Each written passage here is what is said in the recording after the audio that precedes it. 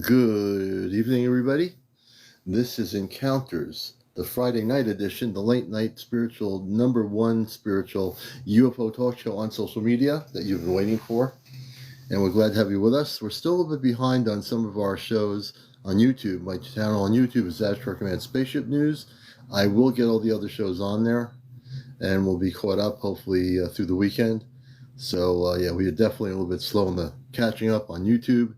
But we will get them. Hey, Gary, everybody out there, Anita, everyone coming, Jan R., everybody, you all, welcome, everybody, Debbie, hello, Mike Masters, good to see you, brother, everybody out there, Marinee, Andy, Gary House, thank you for the roses, we appreciate it. We're going to set the goals up here tonight, and we do want to let you know as we start our show, my Venmo Cash App is on my main page. You can donate on my main page directly. And that would be great. Good to see everybody here. Becca, everybody coming in. And welcome to another edition, a Friday night edition of Encounters. We just posted before the show a promotional video for tomorrow night. Tomorrow night is Ashtar Command Q&A with myself and April. April just got back from being on the ship yesterday night.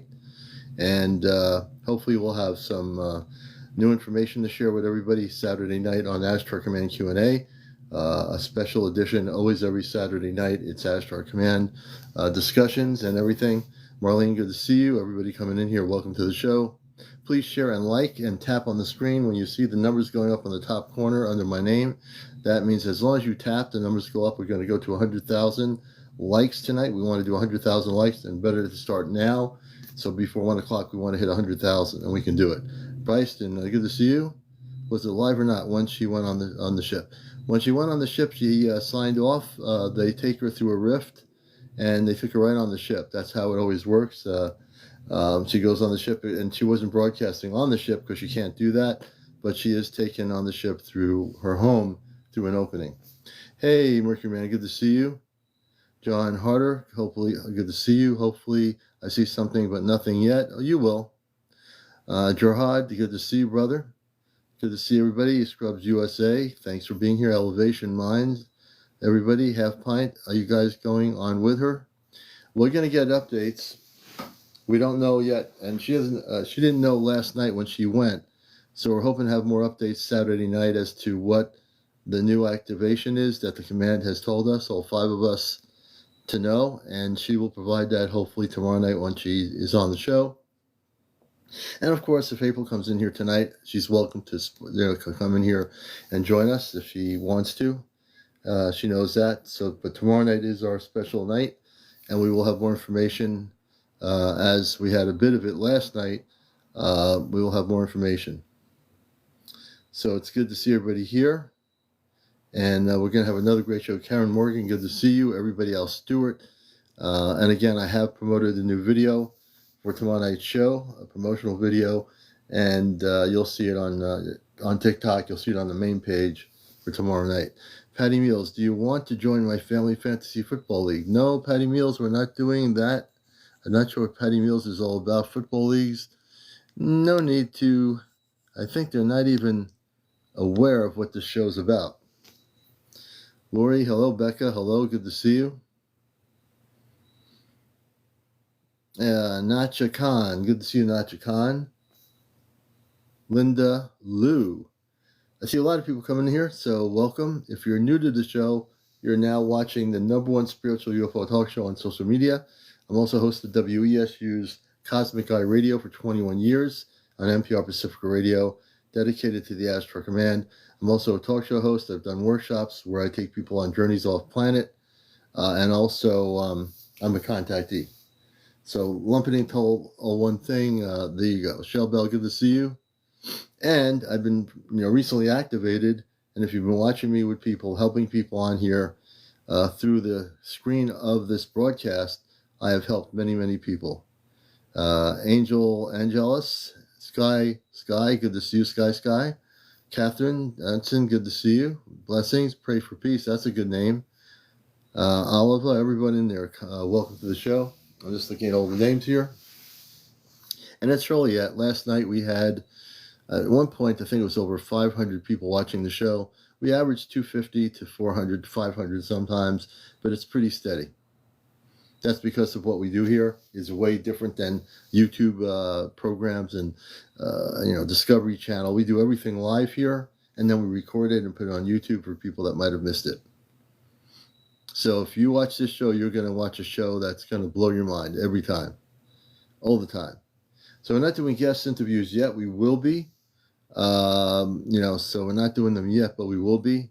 To be a guest on the show tonight, or on any night that I'm doing live, you have to be over 18, no kids on the screen, no smoking, no drinking, no vaping, no drunks, no drugs, no paranormal discussion. And I think that kind of covers all of it. Hey, Linda, good to see you. Jackie Redwine, thank you for being here. Everybody, thank you for the team bracelet, Jackie.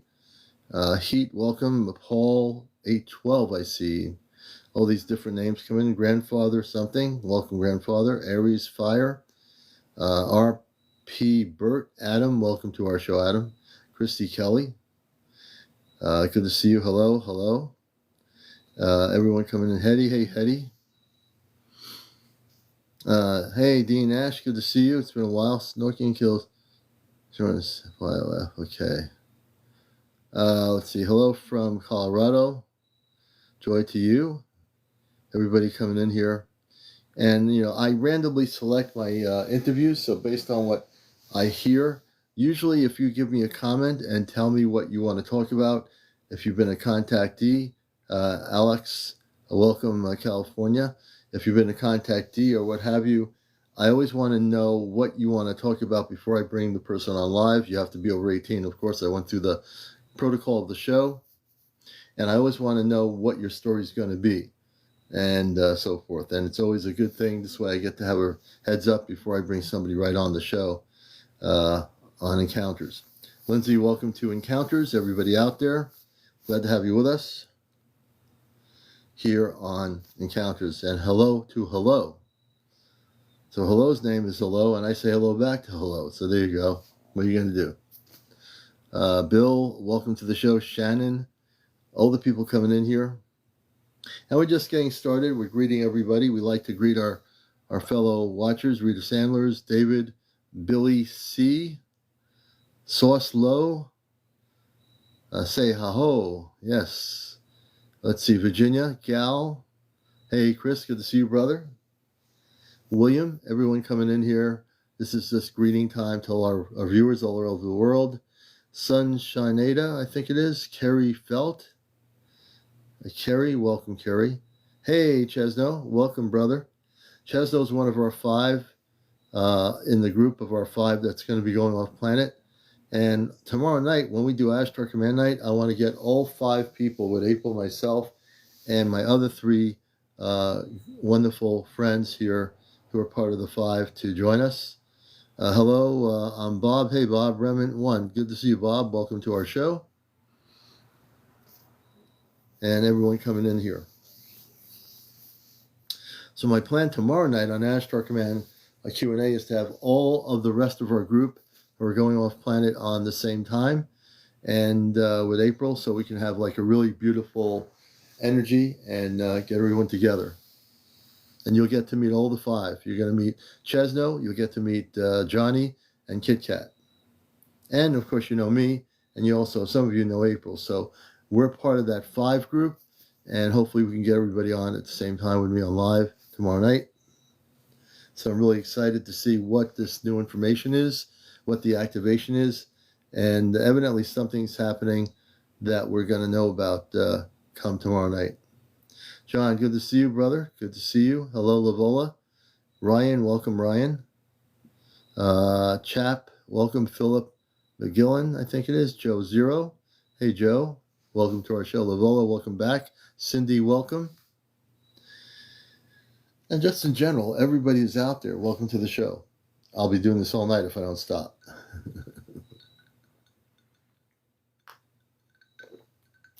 And of course, September 14th,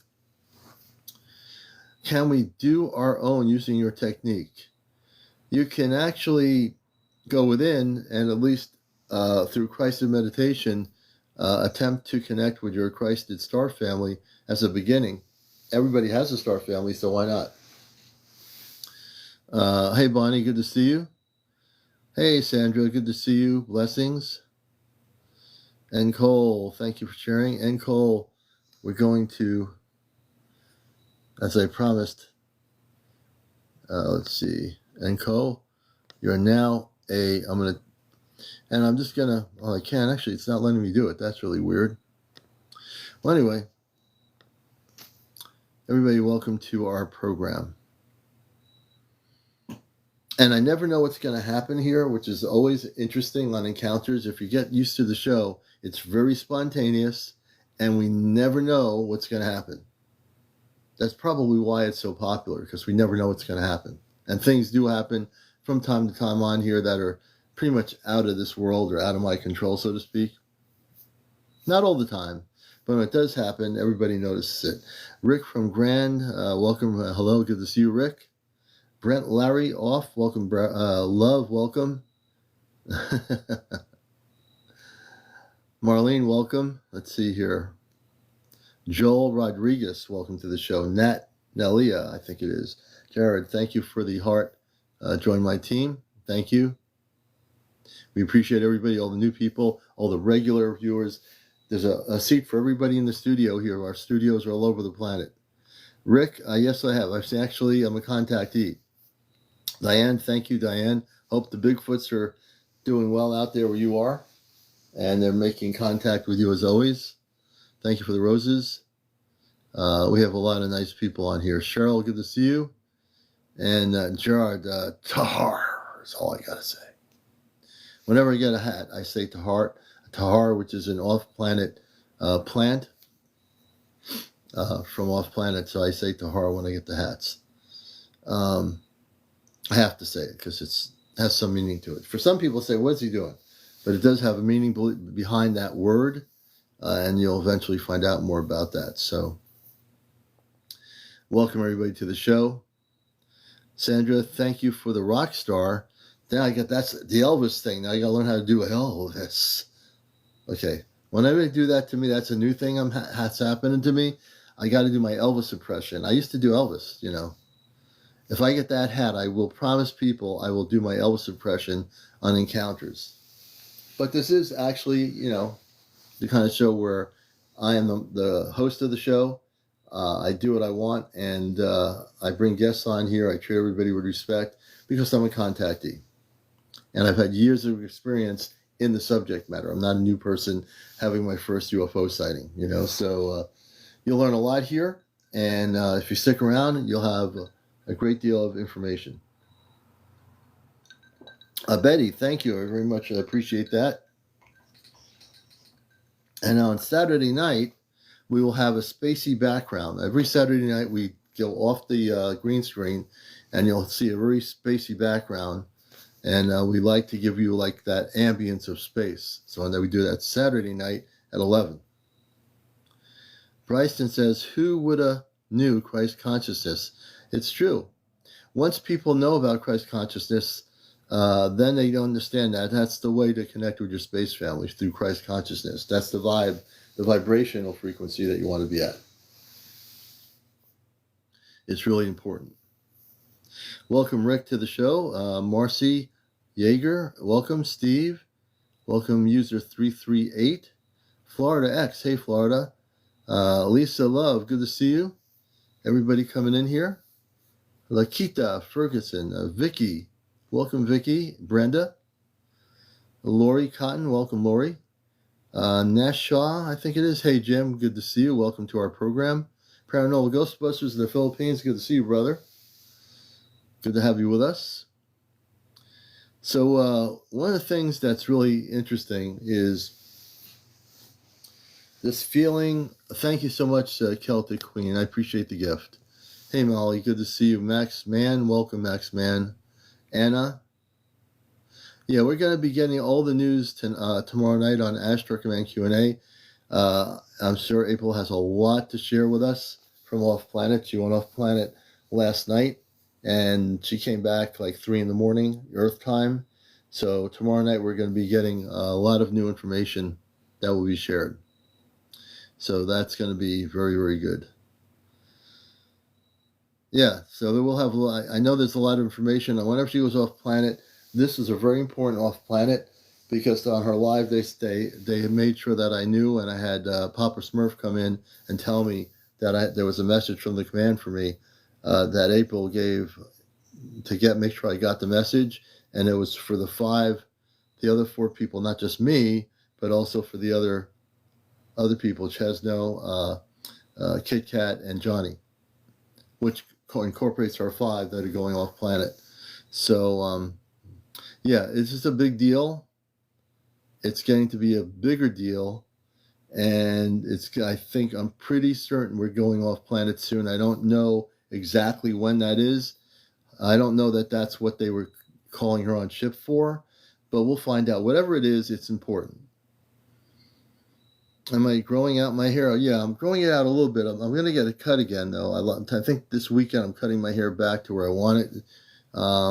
When it gets colder out, I'll let it grow a little bit, but I am going to probably cut it out. Bill, Commander, are you growing out your hair? Like I said, yeah. How can you tell if you've been abducted? If you've been abducted, great question. James Peck. If you've been abducted, basically you'll have missing time in many cases. You'll be taken by a lower vibrational ET onto their ship. And if you've been abducted, there'll be markings after you come back. If you've never had any markings on any part of your body, if you've been abducted, you will see those markings. That's one indication of being abducted. 50K says, first it was Florida, now it's worldwide. Well, it's actually been all over the world. If you're talking about the UFOs and everything, they're all over the place. Ashley, good to see you, Ashley. Let's see here.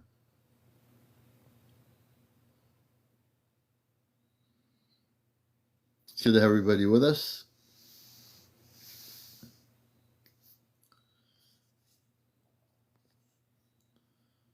Let me see.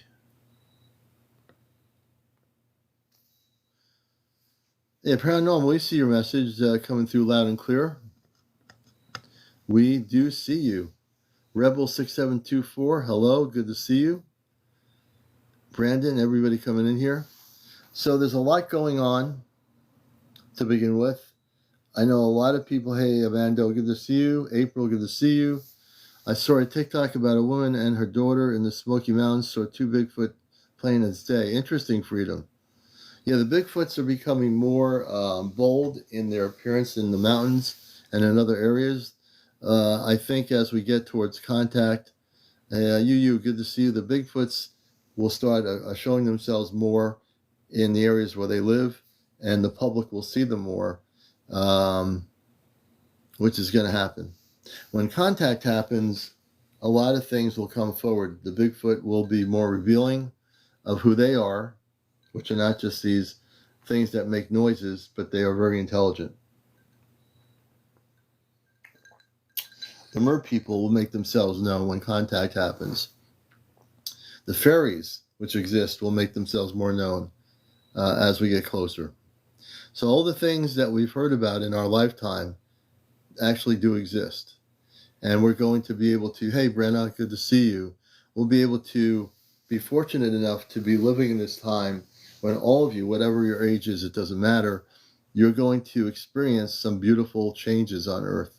You're going to experience these changes of contact.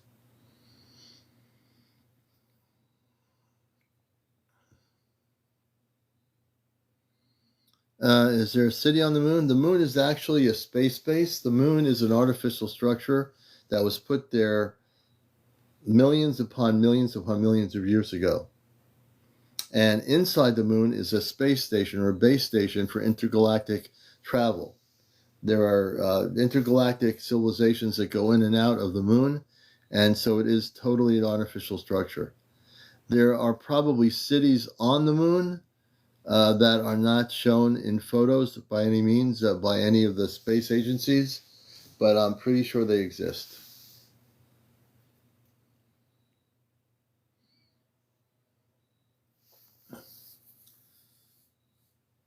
Oh, Johnny 8500, leprechauns? Hey, look, leprechauns probably do exist, you know? Hey, Barbara, good to see you. Howdy down there. Hope you're doing well. Hope you're doing very well down there. So we're going to be on here till 1 a.m. 1 a.m. Earth time for 2 hours of this program. You know?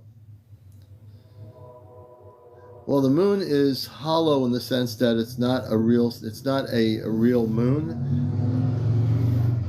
It's an artificial structure. Artificial structure. Got trains going by, cars going by. A lot of noise tonight.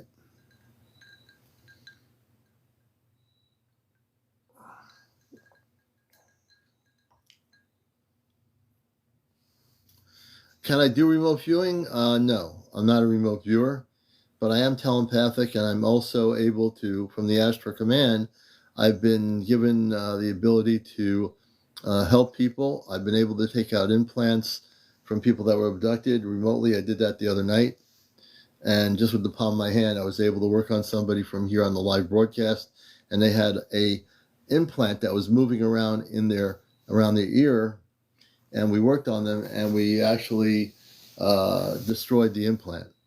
It was gone. I'm waiting to get a good picture. I hope to get one soon. I'm hoping to get a good picture of my father on the ship and my mother. I want to get a good picture of my mother on the ship.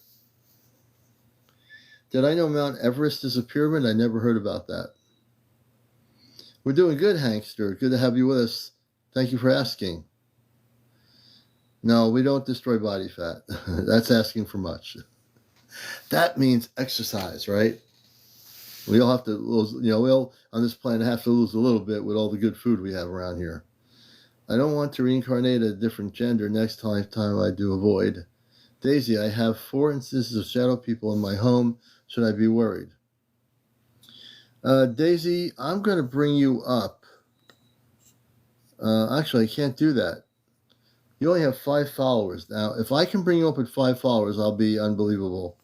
Let's see. I'm going to see if TikTok lets me bring her up with 5 followers, then something's happening here. Daisy needs to have 50 people, I think, to go live. So let's everybody follow Daisy. But Daisy, you need 50 followers. You only have like 5 or 6. She says, I have 4 instances of shadow people in my home. Should I be worried? So I want to definitely do an interview with her. And Daisy, if I get to interview you, I'm going to help you out. I have a lot of questions for you about that. So I'll ask a lot of questions first. And then if I think there's a problem, I will personally, remotely help you out here. So everyone follow Daisy. I want to get her up to 50 people. She has 32. We're getting close. We got to get her up to 50. I don't think, even though it says guest and it lets me push the thing, I don't think she can come on until she got 50. So keep going, folks. Let's see if we can get her up here.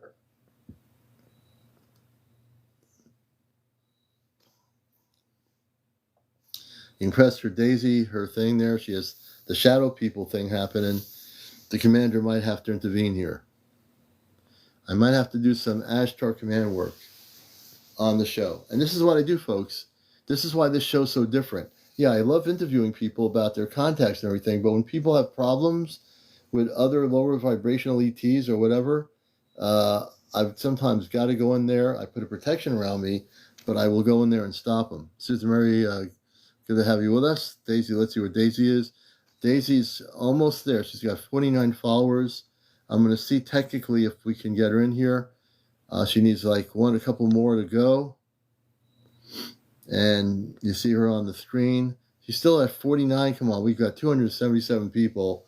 A few more people follow Daisy. And then I can bring her up, I hope. Okay, here it goes. Daisy, I got you 50 followers. Let me see if you can come up.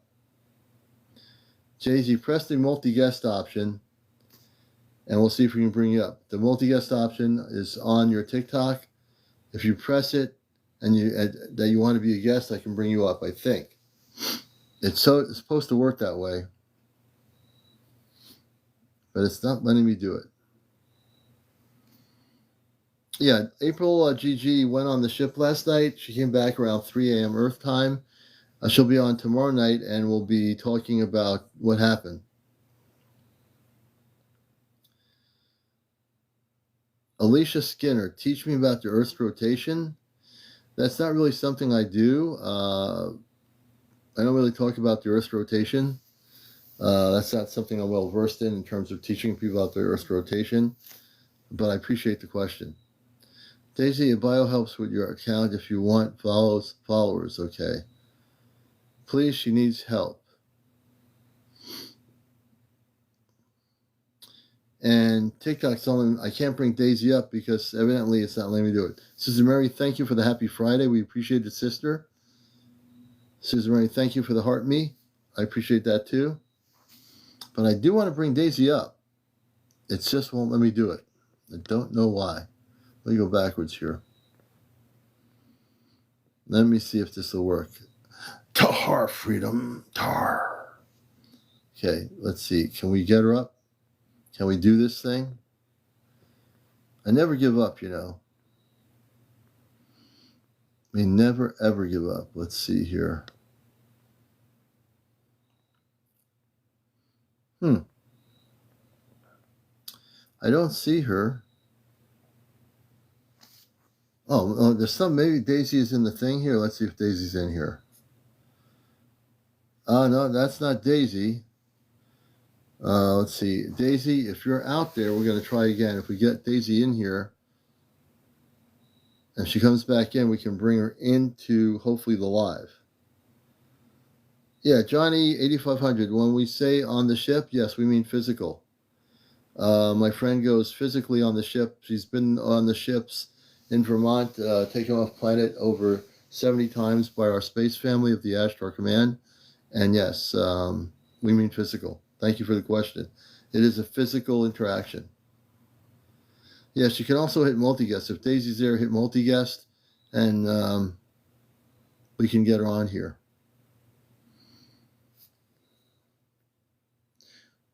All right, let's see what's happening here. It's not a matter of can you go on the ship. We're a specific group of 5 people that have been selected by the command for specific reasons, and there's a whole story behind it. So, for example, her cosmic family is on the ship. Her mother, father, her siblings are on the ship. My mother, my space mother and space father, 2 sisters and brother are on the same ship.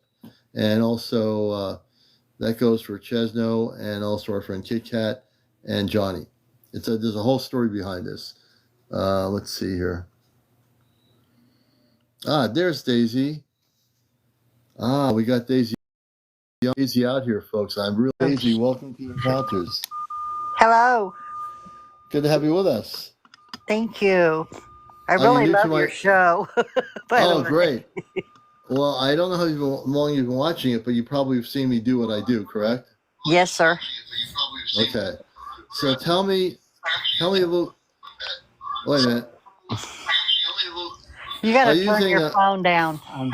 Are you doing an AirPod or something? No. There we go. Okay. All right. Okay. Fine. All right. So I want to. TikTok is still spinning around, but I can hear you. That's good. Okay. So weird things do happen. So tell me what's going on with you, with the shadow people. Well, I don't know. I'm assuming that's what they're called. I'm not sure. But you're not sure? The first time. Whoop. Weird things do happen. Weird things are happening. Let's see, what did I tell you? Did I ever tell you when I interview people, sometimes weird things do happen? Did I ever tell you that happens? If you're new to the show, you've just experienced a weird thing just happened. It just happened. I didn't even touch the screen.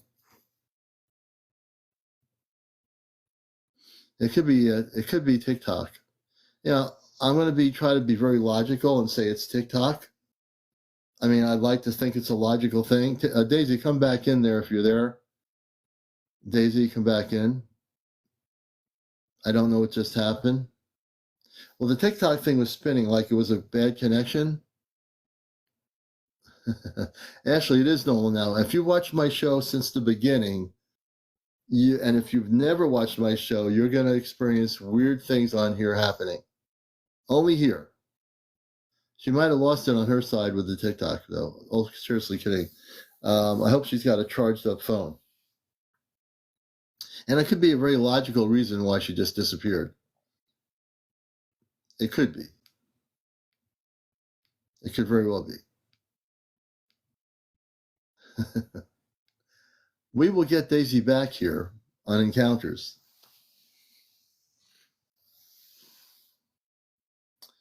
Thank you, Estella. Thank you for the follow. We appreciate it.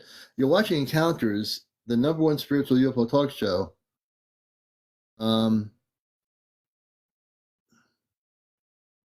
you do? Okay, Ashley. But now, here, I think Daisy's coming back. Let's do it again. Okay, put a protection around Daisy's phone so we don't lose her. I don't know what Daisy happened. Somebody come up and wanted me to request a visit with them other than you. Oh, really? Yeah. You just have to decline the visit thing if it happens. I figured that out. Yeah. Yeah, a lot of the times it's trolls popping up somehow on the screen. I get them on here and I just knock them out. So tell us a bit about, we won't call them shadow people because you yourself don't know who they are, but tell us what's been happening and what's going on. Okay, the first time that I had it happen was about 16 years ago. Okay. Mm-hmm. And then about 3 weeks ago, it came in, it was pitch black silhouette, no facial features or nothing. Okay. Mm-hmm. And then about 3 weeks ago, I woke up and there was the same thing standing at the foot of my bed. Oh my God. And I just looked at it and went back to sleep. And then 5 days after that, it was standing beside my bed next to me. And I woke up, looked at it, and went right back to sleep. And then the last time it was at the corner of the bed. And when I woke up, it just kind of ran off and was gone. And then there were like these little orb-like things. They weren't very big, but they were rainbow colored. Really? Yeah, in the window. And I'm just like, this is weird. I don't know what these are. You saw the rainbow things. You were awake when you saw the rainbow things, correct? Yes. When the being was standing next to your bed, this is amazing. So most people say in comments they would not be going back to sleep. So when you saw this being, did you feel a sense of threat or fear or anything? No, not really. I just woke up, looked at it, and went back to sleep. Okay, and how tall was this being? I don't know. How tall is the bookcase? It's 6 foot. Oh, okay. 6 foot.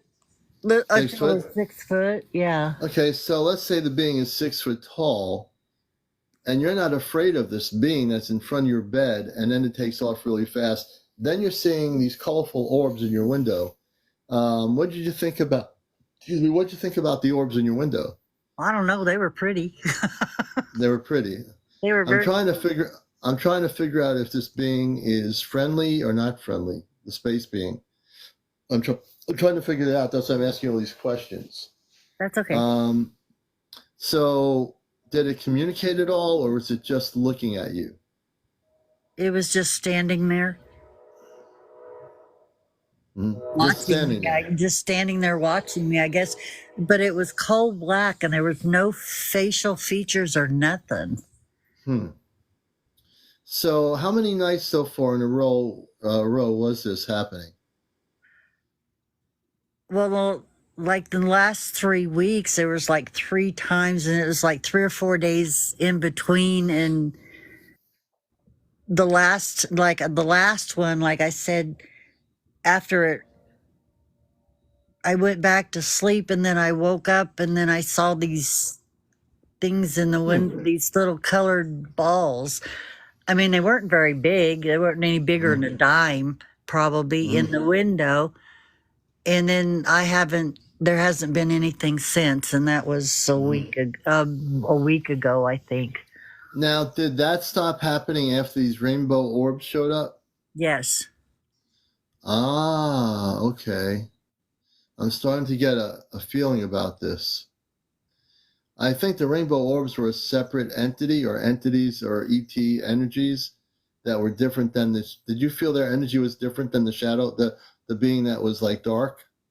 Yeah. I was happy. You're happy, yes. And I watched them. They played in the window for probably about 10 minutes. Interesting. So I'm thinking here very carefully. The orbs took them out as ours did. Half Pint said she's a contactee, her and her husband Ray and Mary up in the Appalachian Mountains. They have contacted the Anunnaki, but they've had negative ETs try to interfere. And they had situations where these things took out the negative energy or the ETs. So in your case, hey, Papa Smurf, good to see you. In your case, just for an ounce of protection, I would like to do something for you, if I may. Okay.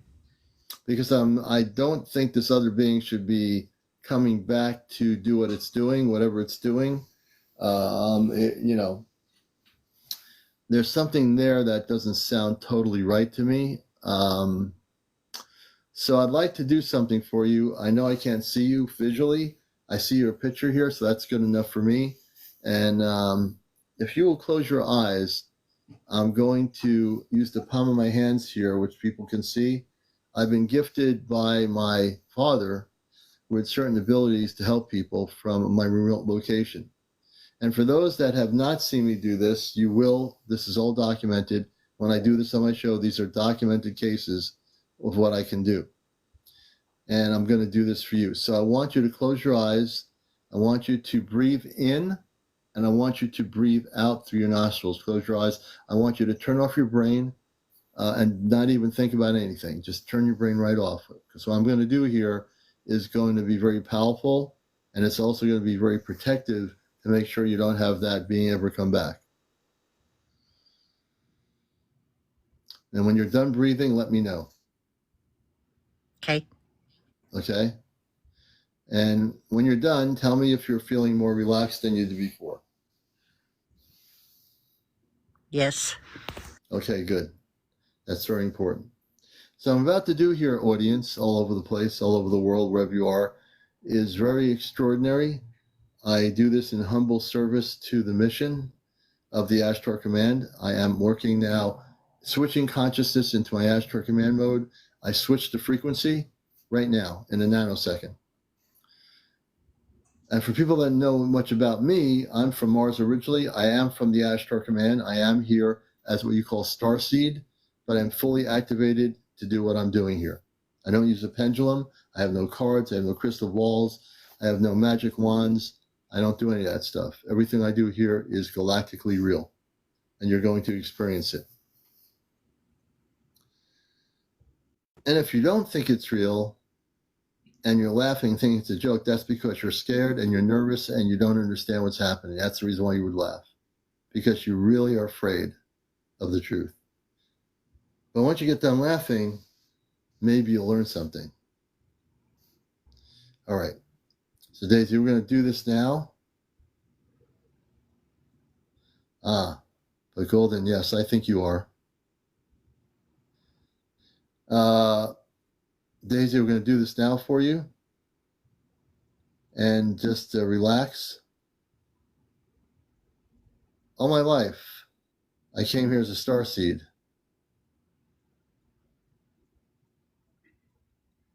All right. And as I'm doing this, I'm going to focus on you, but I'm also watching the comments in case I have to take anybody off this live. I can multitask real easily here.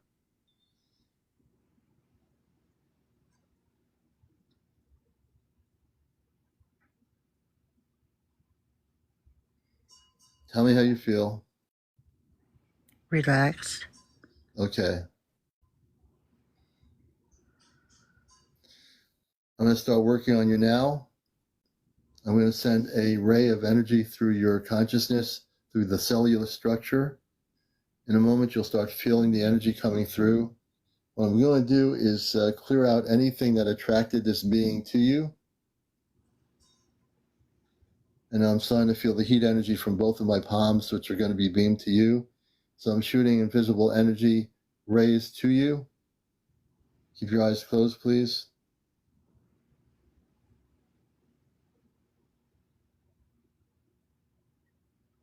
And I'll answer some of your questions that you have, Christina, I think it is. We will in a little bit. I see your question.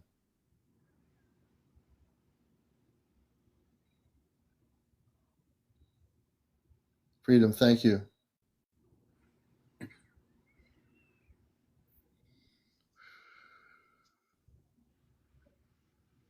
Okay, you should be feeling something right now.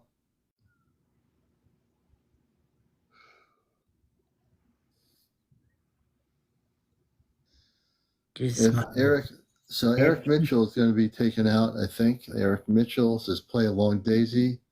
Bye-bye, Eric Mitchell. You're gone. This is not a role play thing.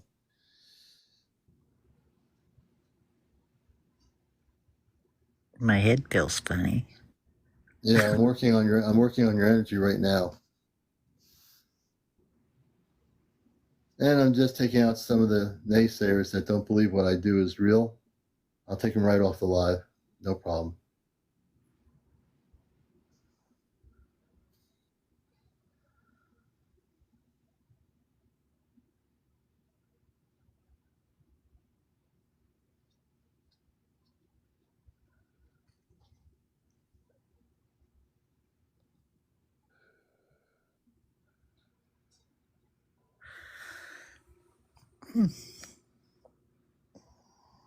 We're clearing all the energy out.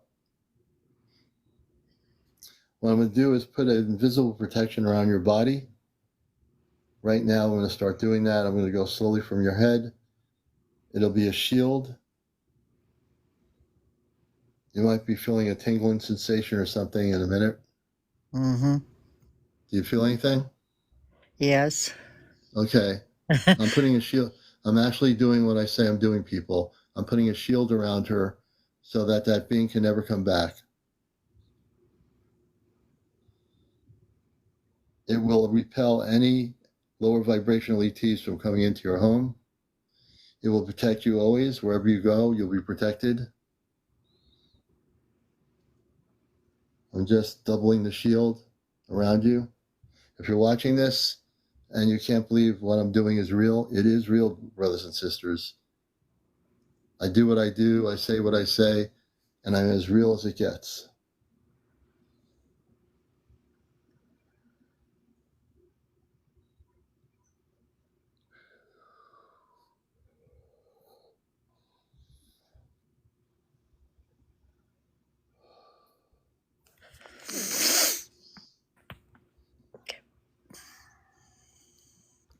I'm also clearing energy in your house with my palm of my hand. I'm going to go with the beams of light into each room. Any residual energy from that being or any of those type of beings is being cleared out. And we're going to actually break down the molecular structure. I'm doing that right now, too. Hey, Kit Kat. Thank you, Angela.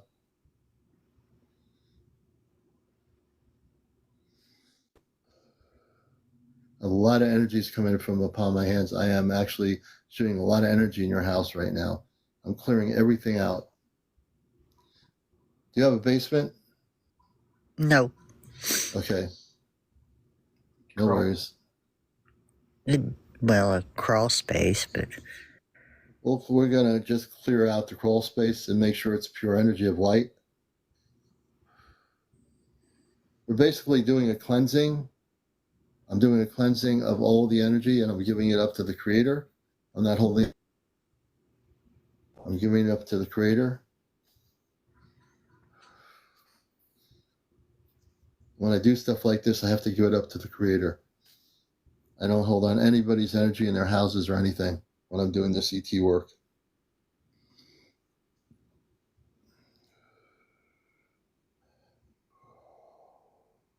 Okay, you can open your eyes now. I'm finished. Okay. Okay. How do you feel? Good. You're not going to have any more interference from that being or whatever being it was from another place. That ET will never be able to come back. I also put a protection around your home. So there's now a what you call invisible bubble around your house. And there's not going to be any interference whatsoever. Awesome. Yeah, so I've been gifted this ability to do this, and that's why I wanted to do that for you. That's cool. Thank you. I feel really a little different. Yeah, you're going to feel different. We actually amped up a protection of energy within your cellular structure. So you will feel different because now you are activated and protected. That's neat. I like that. Thank you. So what were the little orbs supposed to be? They were the orbs, I'm trying to figure that out. They're a separate grouping of light energy. I think they're totally different than that being that was interfering with you. I think they were the opposite. I don't know if you see them again, you might. I don't think they're a threat to you. I think they are totally different than the being that was interfering with you at the bed. Well, it was just spooky, but I never really felt afraid. Like I said, the ones that were colorful, they were little, but they were colorful lights, right? Right. They were really pretty. Yeah, I didn't get any negative energy from that. Okay. But I think they were of a different vibrational pattern. You think what?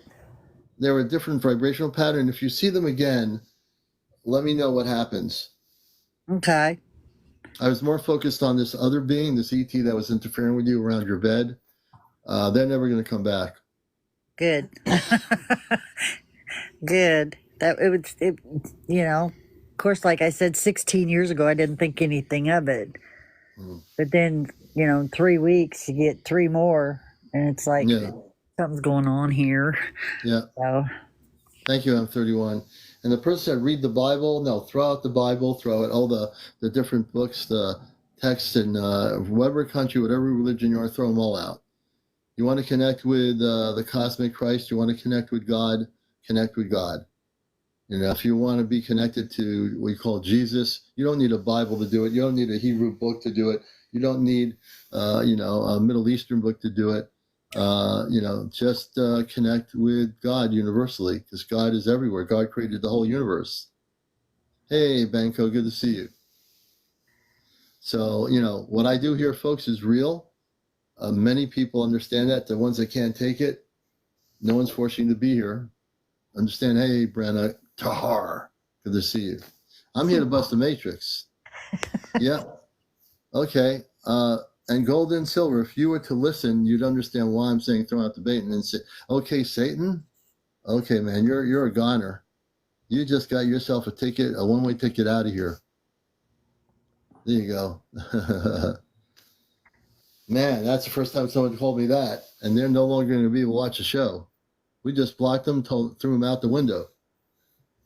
You see, when you're busting the matrix, the real religious people, when they start calling you that, it's time for them to go. Now they know the commander, as host of the show, and his moderators don't stand for that garbage. Okay? We take them right out. You see, they don't realize I do care about my program. It's not a free-for-all here. So CYN, I don't believe in any Bible, but I do understand Jesus is a space being. So yeah, I know Jesus, but he's a space being. He's not somebody that's on a cross. He's a space being, and he's actually part of the council of the Astral Grand. Deja, I'm going to let you down. I want to thank you for being here, okay? Thank you very much. Many blessings to you, okay? You too. All right. So I'm going to focus on some of these questions here. Let's talk about Mr. Jesus, okay? For people that have been growing up in a specific religion, throw the Bible out the window. I didn't tell people to throw Jesus out the window, the Bible, and every kind of Bible, Hebrew text, Middle Eastern text, Muslim, whatever it is. Once you throw out all the 3D religious stuff out of the window, you'll know what Jesus is. Jesus is a space being. Jesus is a very beautiful being. Jesus has a sense of humor, you know? And all the space people from the planetary worlds of light, they believe in God. But on Earth, the belief in God is based on religion, not based on believing God. Everyone has to have their books and say, let me see what chapter God is in, you know? Throw that stuff out. God exists. God is universal. The native cultures, the indigenous cultures call it the Great Spirit, the Great Creator, all the same thing. You know, anybody want to challenge me about God from a space perspective, forget it. You're going to lose. You're going to lose big time. And you want to talk about Jesus, I'll talk about Jesus as a space being. I'll challenge every religious belief system on here and I'll bust your matrix in 2 seconds. I guarantee it. You know? So religious people, watch out because you got the commander here. And I will not sit here and tell you that you're going to be bumping me over the Bible about Jesus. So let's get real. God is a life force. Jesus is a space being. God is a life force, you're right. And God is universal. He's not just for planet Earth, he's for every planet, every solar system, every galaxy, every dimension of existence. He's everywhere. It's not even a he, it's just God. Nope, Jesus never died on the cross. That's a religious fallacy. Jesus is a space being. He came to Earth as a light worker to liberate the planet, and some people didn't understand him, and then he went back up on a ship in the clouds. That's a simple story. You know, that's a simple story. I don't want to tell a long story because it'll take too long to tell it. Etheric, thank you for the lightning bolts. Chili, thank you for the Chili user 97. You know, it's amazing, you know, and there's nothing wrong because people have been brought up in different religions, have been brought up to believe that Jesus was on this cross or something on earth. If people only knew that Jesus is a beautiful being who's alive and well, and he's been on a spaceship with my friend, and my friend has actually seen Jesus wearing comfortable clothing, and you're saying, how could that be possible? It is happening, brothers and sisters. He is very beautiful. And he can be serious, but he's very, you know, he has a sense of humor. Okay. When we do our Ashtar Command thing tomorrow night, I'm going to have April talk about Jesus. She's seen him on the ship, in the council meetings. She'll tell you what it looks like. All right? Forget about the second coming. Throw all that religious stuff out the window, Robert. You're not going to be judged for anything. Jesus is a loving space being. You're going to, and when I have April on my show, you can learn about the real Jesus, who's not the one that they put in all these Bibles. Okay? Very, very different. Jesus loves everybody. Hey, Becca, Jesus loves everybody. You know? We're all God's sons and daughters. CYN. So let me translate this whole thing for religious people that you've been, it's the dogmatic teachings or the dogma of the church. Jesus, we're all sons of God. We're all daughters of God. What that means is in a galactic translation is God is not only love, but we're all from God. Every space family, every man and woman from another planet, just like on Earth, is connected to God. We all are. We're all sons and daughters of God. But it has nothing to do with religion. God created life everywhere in the multiverse. Animals, marine life, everything, trees, flowers. It's all connected to the Creator, right? We're all connected. You know? Yeah, try it, Neil. Religious tries to separate us. So throw your religions out the window. I know for some people, It's hard that because all the propaganda growing up as a kid with your family, you went to church or a temple or whatever it is, throw that stuff out the window. It doesn't mean you're throwing God out the window. You're just throwing all the earth-based dogma out the window and understanding the galactic understandings about God and Jesus, that Jesus is a space being. I will say that for 1,000 times if I need to. Oh, yeah, they're coming from Mars. So let me answer that question. So I am a starseed. Let me explain something. I came from Mars before I came here. I chose to come here. I had Earth-based mother and father. They passed away years ago. Okay? We all who are starseed come here with human parents. We have a human life. We have, many of us work. We have different jobs. Some might work in an office. Some might be doctors, whatever, a librarian, whatever it is. But the difference is when we get older, we wake up to the fact that we're not from here. For me, I came out of the closet 21 years ago on my show about being from Mars. Mars is a planet that has 10 to 15 million inhabitants living on it right now that are human. Contrary to anything on websites you see about Mars, Mars is a living, breathing planet with people on it. That's where I come from. All right. But I was born here. I chose to come here to do my mission work, which I'm doing here. Part of it is my intergalactic knowledge of broadcasting was when I was on the ship, I did all the intergalactic communications for the Ashtar Command. I took that knowledge here and used the Earth-based technology, which I'm using now in current time periods, and I'm using it for the same purpose I would do if I were on a spaceship. Mars is the planet representation of war and warrior. Mars actually, I know historically people say that, but the Mars that exists right now is very different from what is stated in internet knowledge about Mars. Mars is a very beautiful, loving planet. The people have families. They live in harmony with the Creator. They live in Christ consciousness very differently than the people on Earth. I appreciate, Becca, what you're saying, but they're very, very different. They can't go to Mars because Mars is off limits to our astronauts, even though they have a rover there. There are people living on Mars. It's just like saying, well, I can't say things about Earth because on Earth we are going to have contact in a year and a half, but that's a whole different story. But if people from Earth went to another planet, most likely they would mess it up.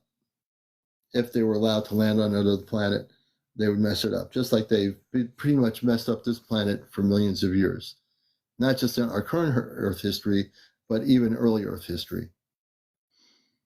Now we have a chance to set things straight. You know, sometimes you have to get your house in order before you think about visiting somebody else's house. You know what I mean? People mess up every planet.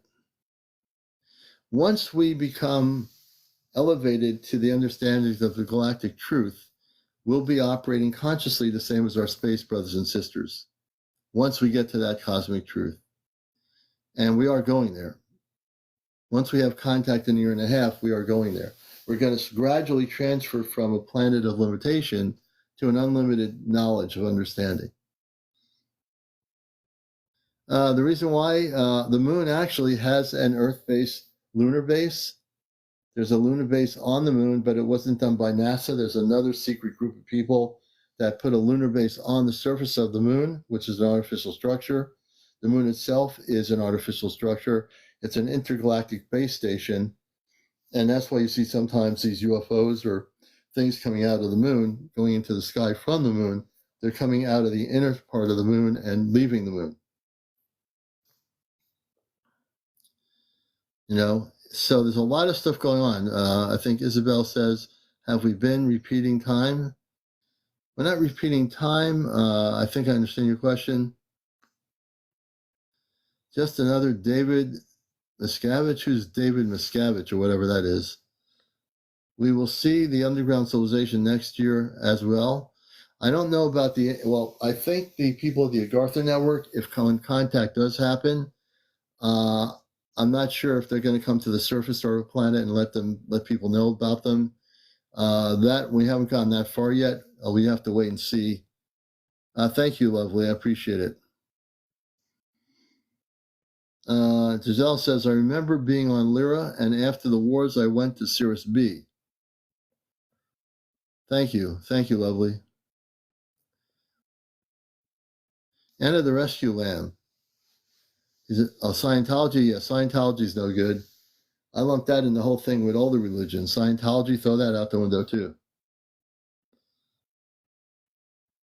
Yeah, throw that out the window.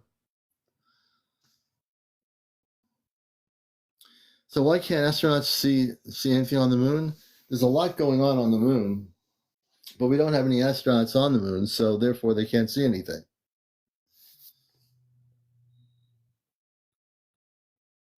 Oh, George, thank you.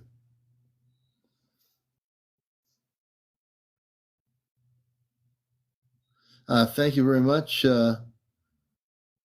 Thank you for the Roses Alcove. Thank you very much for the gifts, Etheric. Thank you for the corgi. Oh, I I don't follow Scientology, so yeah. I work with the Ashtar Command. I work with the galactic beings of light, and I have no use for Scientology. That's an Earth-based thing. In the future, would we be able to choose to live in space? Yes. Once our planet comes to the level of being part of the planetary worlds of peace, we'll be able at that point to travel in space and go to different places as our space family does.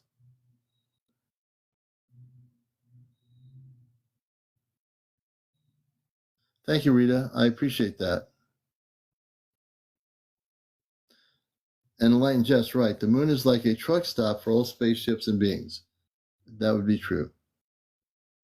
I've seen some of Jay, the fourth kind. I've been so busy with my galactic work, I don't watch much TV or many documentaries. And Bird Lover is right. Dan Bird Lover. All religions are man-made. That's right.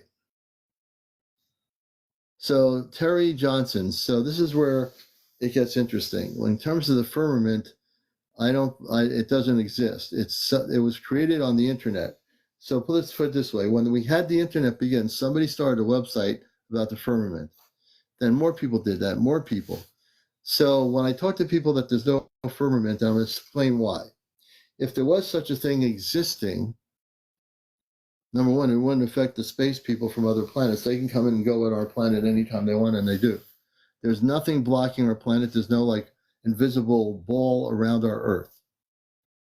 If we were advanced and we had the spiritual advancement and we're able to travel to other worlds, there wouldn't be anything blocking us. The only reason why we can't get to where we need to go is because we don't have the ability and the advancements that our space people do to come and go as they wish to any dimension, any galaxy, any solar system. We're just not there. But there's no firmament. And I've said it before, it's a great question. I will always tell people there's no firmament. And the people that believe there is, they're living an illusion. They're going by stuff they read somewhere or they heard somewhere. It doesn't exist. You can come and go as you want, but you have to be able to be advanced enough to get there. You know, the reason why the intergalactic spaceships are coming to Earth, there's nothing blocking them. There's no like invisible shield. We don't have any shield. It's an illusion, the shield. It doesn't exist. If we get to be where our space family is, we'll be able to go anywhere we want without anything blocking us or a gate opening up or whatever. We can come and go as we want. Jessica Law says, take me now. Hey, Jessica.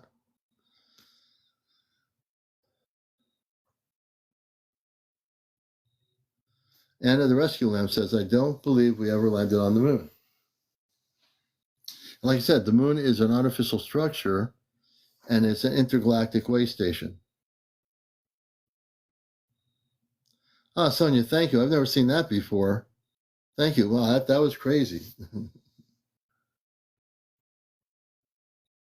Yeah.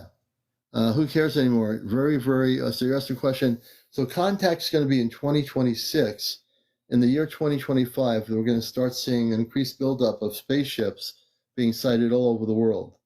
In late 2025, we're going to see an incredible increase of space activity off planet, and we might start seeing some of the spaceships from underwater, from the inner Earth, start appearing coming out of the water, possibly. But I can tell you, towards the end of 2025, we're going to start seeing in the middle to latter part of 2025 a lot of activity. Make sure you have your cameras out. Make sure you can record some of this activity. It's going to be happening everywhere. Very good question, Harris. Thank you. Nico, I think it's Nico Mandela, says because you don't have the touch line. Okay, I'm not sure what that question is related to. Terry, you're welcome.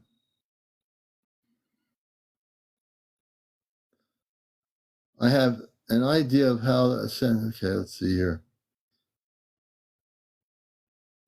Commander, greetings, love and light. Blessings to you, Rob, aka. Like Masters, will we be given an opportunity to be able to help another planet like you're helping us? Yes, once we become consciously at the level of our space family, we will be able to help other planets. But we have to get to that level first. M. Neil, yes. Sonia, thank you for the lights. Thank you so much. Yes, M. Neil, you're absolutely going to be able to do that. Now's the time to be aware. In our everyday life, we're busy. I know everyone has a busy life with family and other things, but take time to look at the night sky. Make sure you have your camera fully charged up. And if you see something interesting, document it.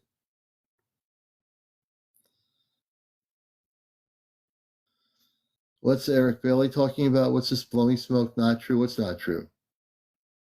What is Eric Bailey saying? David 2 says, just think, I remember when people were claiming contact would come. Yeah, but that was from people that were channeling, David. I couldn't handle the channeling people. On Facebook, tons of that happened. And it was all based on channels. My friend has been physically off planet over 70 times. Physically. She's not a person channeling any space being. She physically goes off planet. I'm part of that group that's going to be going off with her. I'm also host of the show. I'm host of NPR Radio's Cosmic Eye radio show for 21 years. So I know I agree with you. In the year 2000, all these channels and magazines, we were telling us this is going to happen. But that's the problem. The channels never get it right. All right. But my friend on Saturday night will be on with me. She's been off planet over 70 times, and she's documented every single thing that's happened. Every single thing has happened. And I'm one of the people, and there's 3 other of us that are going to be taken off planet and going off planet soon. So you come to the right place. You know, I know after hearing stuff like that from the year 2000 and all these channels on Facebook or whatever, or maybe on YouTube, many times they say things, but they're channeling their higher self. My friend and the group that I'm part of has been going off physically for over 70 plus times, and we've documented every single thing. Tomorrow night, April, myself will be on here. This show, by the way, is being watched by the space people on a monitoring system on the ship. They monitor my show from a spaceship. Now, for those that don't believe that, I can care less. If you get to know me, you'll realize that I don't care what you think. You'll find that out pretty quick. You know, I'm in command of my own cosmic spirit. I don't care what other people think. I will listen and read comments and interact, but if you go negative, I don't care, because I don't care what you think. I know the things that happen. I'm a contactee from the 60s. I've had a real experience. If you had no experience in saying, you know, I don't believe this is going to happen, that's a belief system. As a belief system doesn't have any relationship to fact. It's a belief. I can have a belief that there's a tree that's going to show up tomorrow in the front of my house. I can have the belief, go outside, the tree's not there. But if I touch a tree and I physically document myself videotaping touching a physical tree, it's there. It's physically there, right? When someone has contact with space people physically, not astral projecting, not hoping, but actually does that, to many people that don't have that experience, that's extraordinary. And in some cases, the brain is going to say, I don't believe this can possibly be happening, or contact can be happening, because it's been said before. Hey, look, On Facebook, every year on Facebook, for years, since Facebook's been around, all the so-called enlightened cosmic people that channel were saying every year, we're going to have contact. And it never happened. I'm very aware of that. But this is a whole different scenario. This is really happening. And what I'm telling you here is not a made-up story, but a reality. Now, whether you choose to believe this, it's your free will to say, no, I don't believe that's going to happen.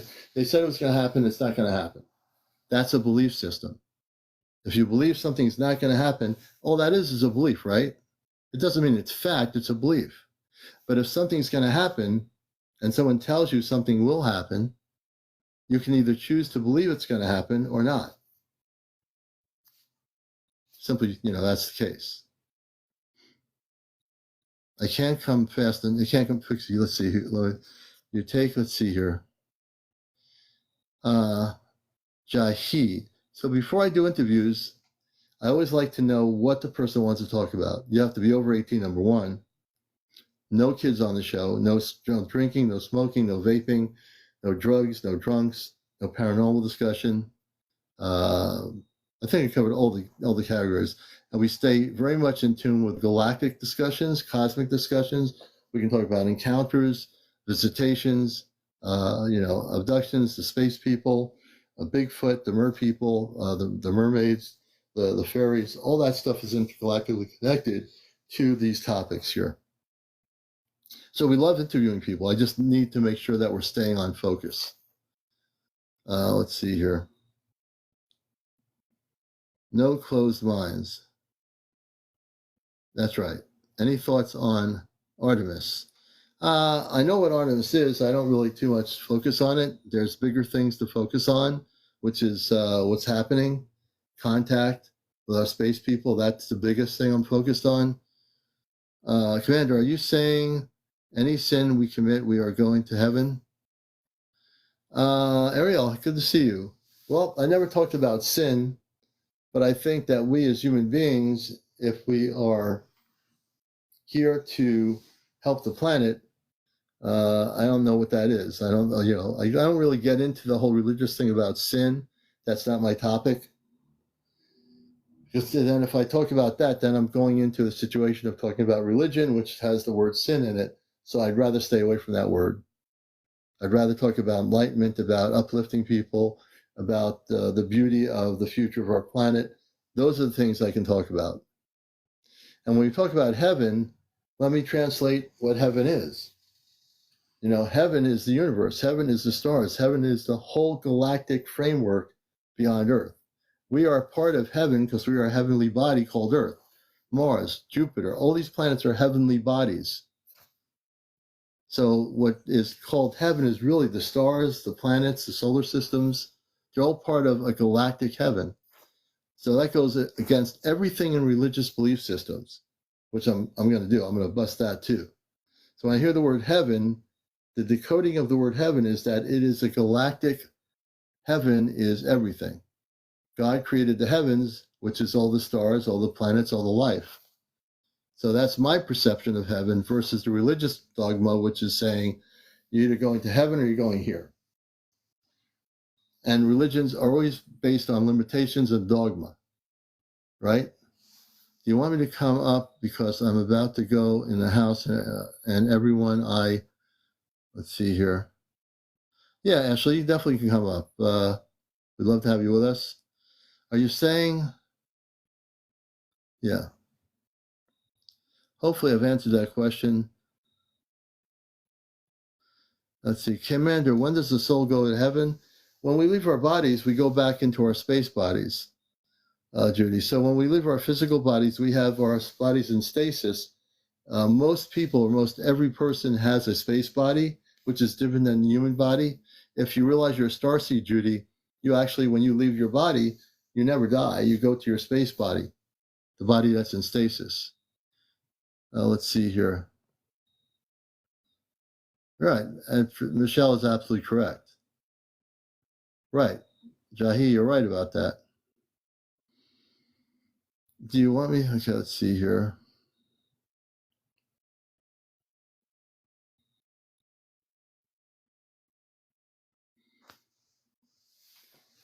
Well, I don't know about those both being stargates. There's no. I don't get into the heaven hell thing. I stay away from it. Okay, I'll bring you up there, Ashley. So let me get something straight. The heavenly bodies are the universe, the stars. What people call hell is when we use nuclear weapons, create wars. That can be a living hell in a sense, but I don't use that word the same way religious people do. It's you can create heaven on earth by stopping all the stuff that is negative, the wars, the killings of people, the blowing up things. So again, I like to just frame things in a more non-religious terminology, and I like to turn things around in understanding that these words were created in religious texts that I don't agree with. So heaven is universal. You can take a planet that's been living in what you call a hell with not pollution or whatever, and when you get rid of all that stuff, then you've turned it into a beautiful planetary system. That's my way of looking at it. Let me take a look here. Wow, I got a lot of people wanting to come up here. Let's see. I'm going to bring Ashley up first.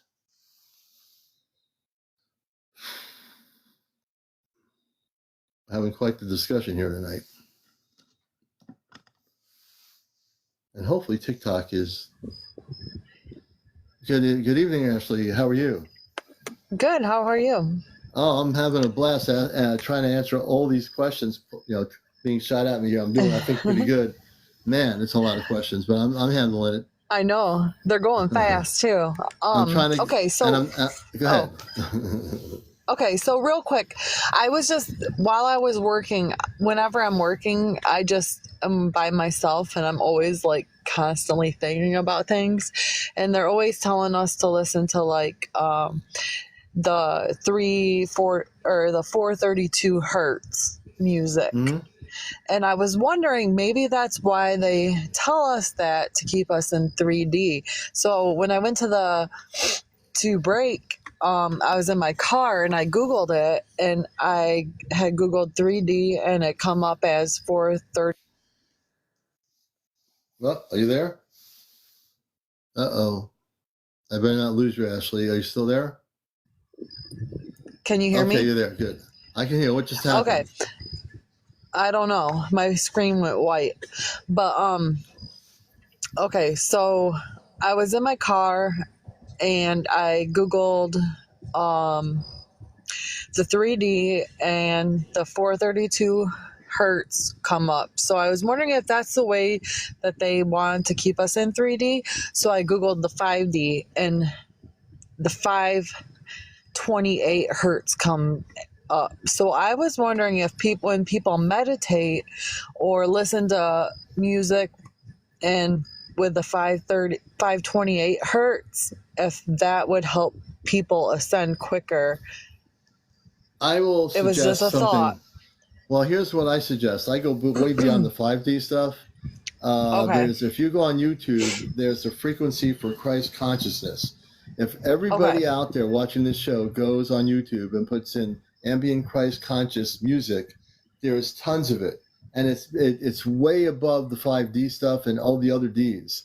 When you listen to that music, meditate with it, and I guarantee you're going to have an experience. And there is a thing called Christ conscious music, which is at a certain frequency vibrational pattern, and it does exist. I've used it on my radio show.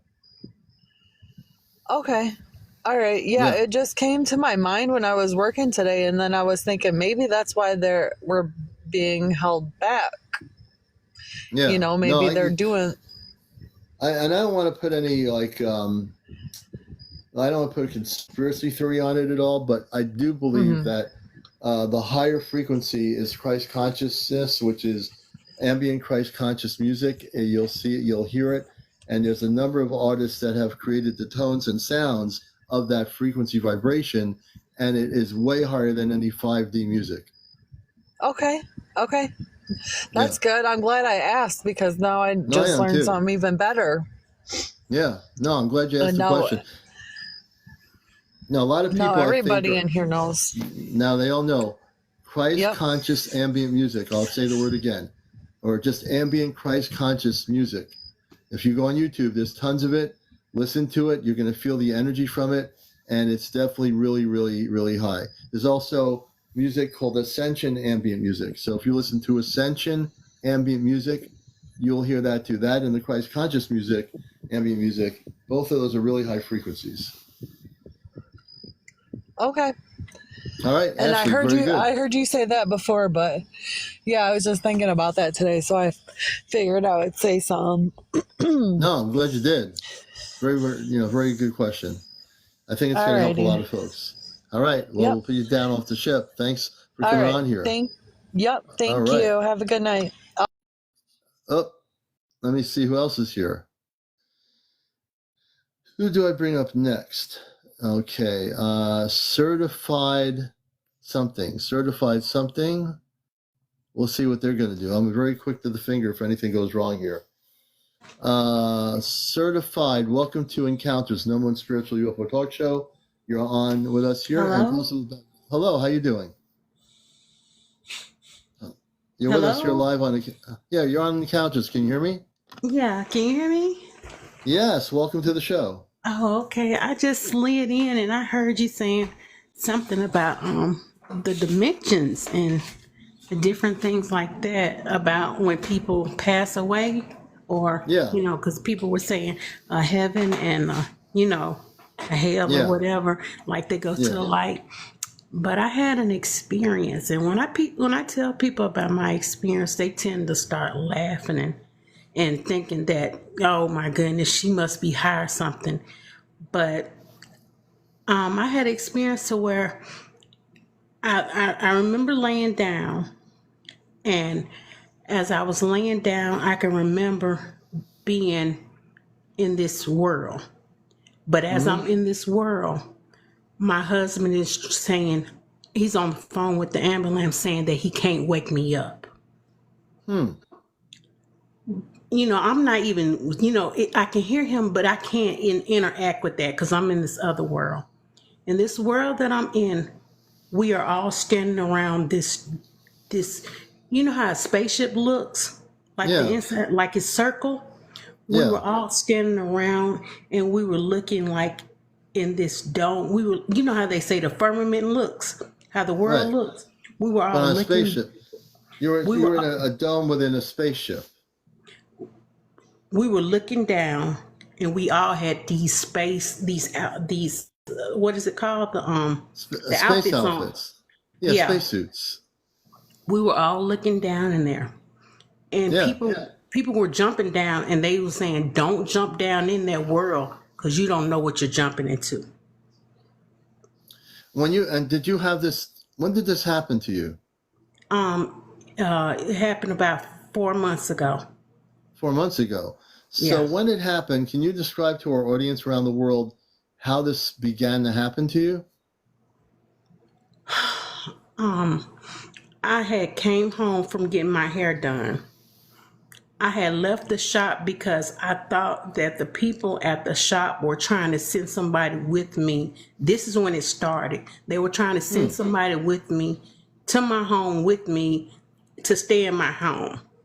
As I'm driving home, I began to think that that you didn't have to buy anything, that the world was coming to an end, that everything was free, that, it was all for yourself. People had to get somewhere and just be safe because the world was coming to an end. I didn't say anything to anybody. As I got home and pulled up to my apartment, my husband came out the door and he was like, "What's going on? What's wrong with you?" I was like, nothing is going on. He was like, "Well, why don't you go down and get us something to eat from, a restaurant?" And I'm thinking to myself, what?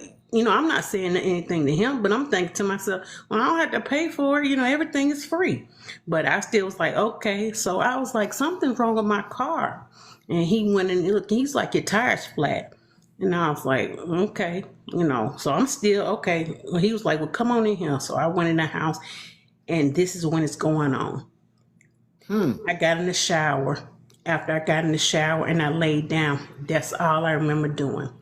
As I'm laying down, I'm in this world now to where it is, it's like spaceship. I'm in this spaceship. And we're all looking down. People are jumping in these different dimensions, in these different worlds.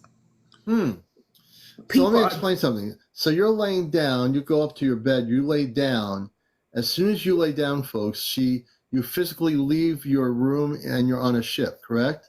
I'm in a not a ship, but I'm in a aircraft, like a spaceship, like NASA. Okay, so you're in like a NASA type ship. How big was it? It had to be big because we were all standing around like the dome of it. It was like big enough that we can look down and see Right, these different worlds. right. So let me explain something. I read people's energies. You were on a spaceship. You were on a spaceship. They let you see what they want you to see on this ship. They proceeded in the way that you would understand it, but you were definitely on a spaceship. Now, I don't understand. I mean, I believe your story. I believe they teleported you out of your particular element of your room that quick, and you're on the ship. Were these other people also from Earth? It was like different people from different cultures. It was like Different cultures. it was white people, it was black people, it was African people, it was people from Russia. It was different. I didn't know any of these people. Right. Did your husband see anything? One of my viewers is saying down rabbit hole. Did he see it when it happened or not? Where was he in another room? When he was calling the ambulance, telling them he couldn't wake me up. I'm hearing him say this. I can't wake her up. Okay, so you were physically still in the room, your body, but you were taken off planet. Right. Right. Okay, I understand now. Okay. And hey, look, that's the way it happens sometimes. Your body's okay. You leave your body into your other consciousness and you are in a physical form on the ship. That is not uncommon. Yeah, I think astral travel is one way of putting it. That's true. Akabar is right about that. So your higher consciousness left your physical body and went on the ship. That's not uncommon.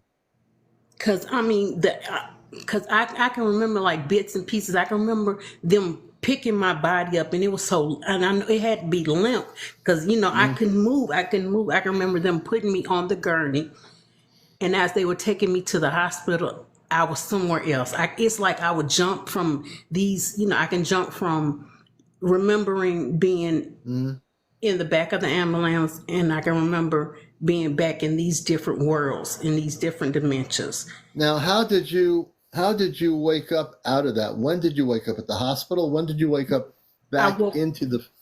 I was in the hospital. I was in the hospital when I really, really came to myself. My sister told me that I was telling them that I was a part of this experiment. Wait a minute. Let me say that. So you have a sister? Yes. Your sister was telling who? My sister, when I came to, she said that I was telling her, but I don't remember this. She said I was telling them that I was a part of this secret experiment. And what was the secret experiment? Can you explain what that is? That I could determine the different colors of the bird feathers before that they were hatched.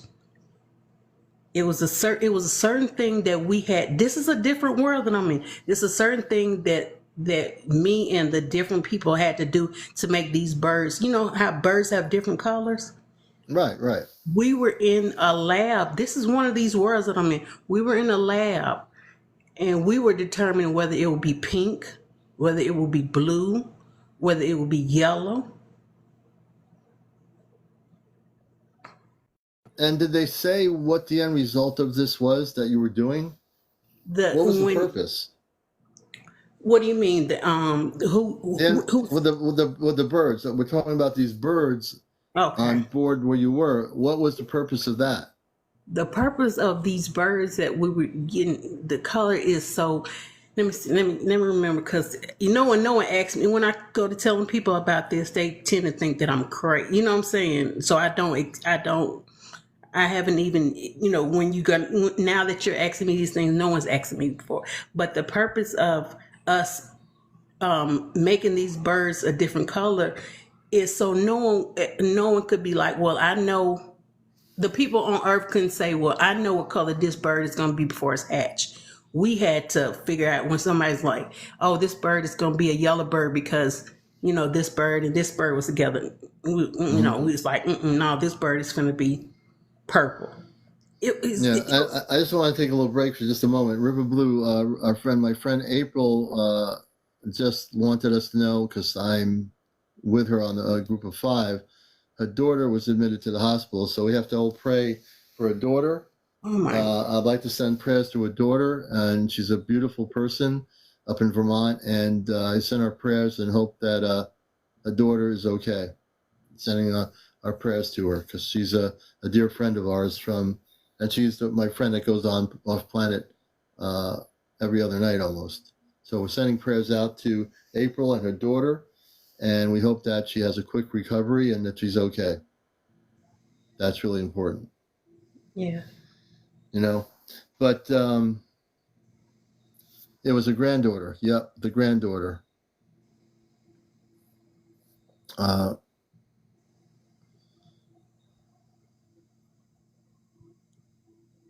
Yeah, it was a little granddaughter. I think it's a little granddaughter. I will have to ask April. I don't want to have misinformation here. I think it's the granddaughter. But anyway, yeah. But yeah, I mean, there's a lot of things going on here. Yep, I can bring James up here. James wants to ask you a few questions. Okay. Okay, he's down in Florida. He's been on my show. I know him for a long time. And good evening, Hello. James. Welcome. Hey, everybody. Hey. And again, I'm sending prayers out to April's granddaughter. Let's hope for a quick recovery, whatever's going on, that she heals and gets well, James, and good evening. I know you have questions for our guest, and what would you like to ask her? Well, I'm just trying to understand where I wanted to ask questions at the beginning, because there was things she was mentioning about before she got home. She said that she had felt somebody was trying to follow her home or send somebody home.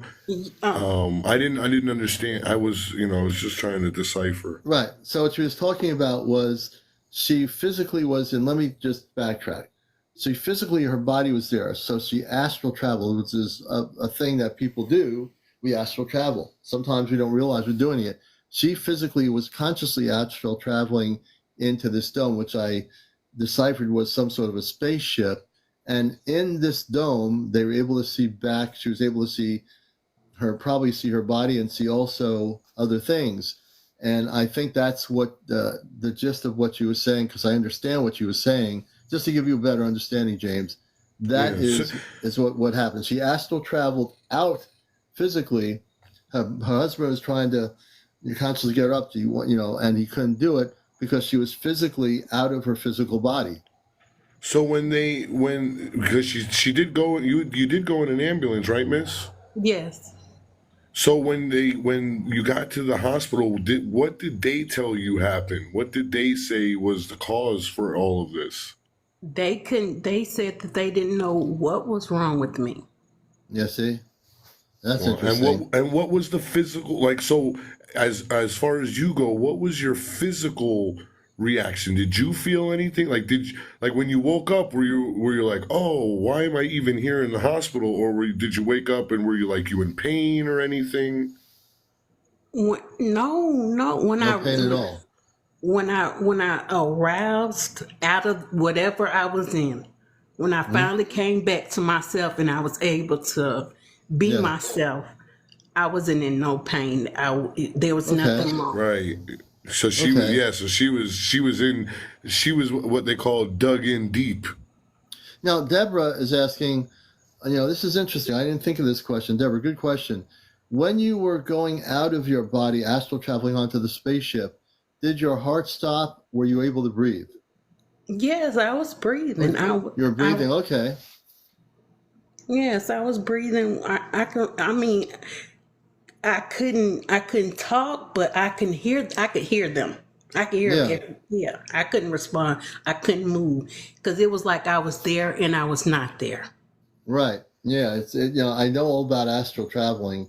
I know a lot of starseed do astral traveling. I've interviewed people on here who've told me they do the Merkaba thing, which is similar to the astral traveling, where your body's in good shape. Your Merkaba is you create a conscious body through the Merkaba state where you can travel beyond Earth. So call it astral traveling or even a Merkaba. It's pretty similar, but you had no heart attack. You were able to breathe. And then when the doctors, you said something interesting about the doctors. The doctors had no idea what happened. No, Am I correct? no, Right, they. and there was no physical trauma, so that's why I'm thinking Yeah. it was like a sleep paralysis, But if it type was situation. if it was sleep paralysis, it doesn't mean if she had a sleep paralysis, the astral traveling wouldn't be part of that. If it were absolutely paralysis, I think that people do have sleep paralysis. Let me ask you a question. Did you think you were having you were paralyzed, or do you think you weren't paralyzed? I was definitely paralyzed because I You were couldn't. paralyzed, okay. Oh wow! You were. I But I at the same couldn't. time you're paralyzed, you left your body and went on this journey that was somewhere else. Yes, because it was Correct? correct. Because it wasn't like I was trying to get back. It was like I'm so in tune what's going on in this other Right. world. Right. Yeah, your You didn't consciousness even and want to. You didn't even want to come back, did you? I, I, I didn't have, I didn't even, it was like, I was so in tune of these different dimensions that I was going right. into. Interesting. See, that's interesting. You definitely had a out of body experience for sure. In your Yeah. case, I do believe it was more galactic in nature.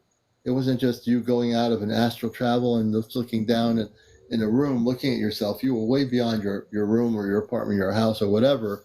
You I, went all the way out there. And it's a fascinating story. I mean, Cause I was uh, up and this world was down.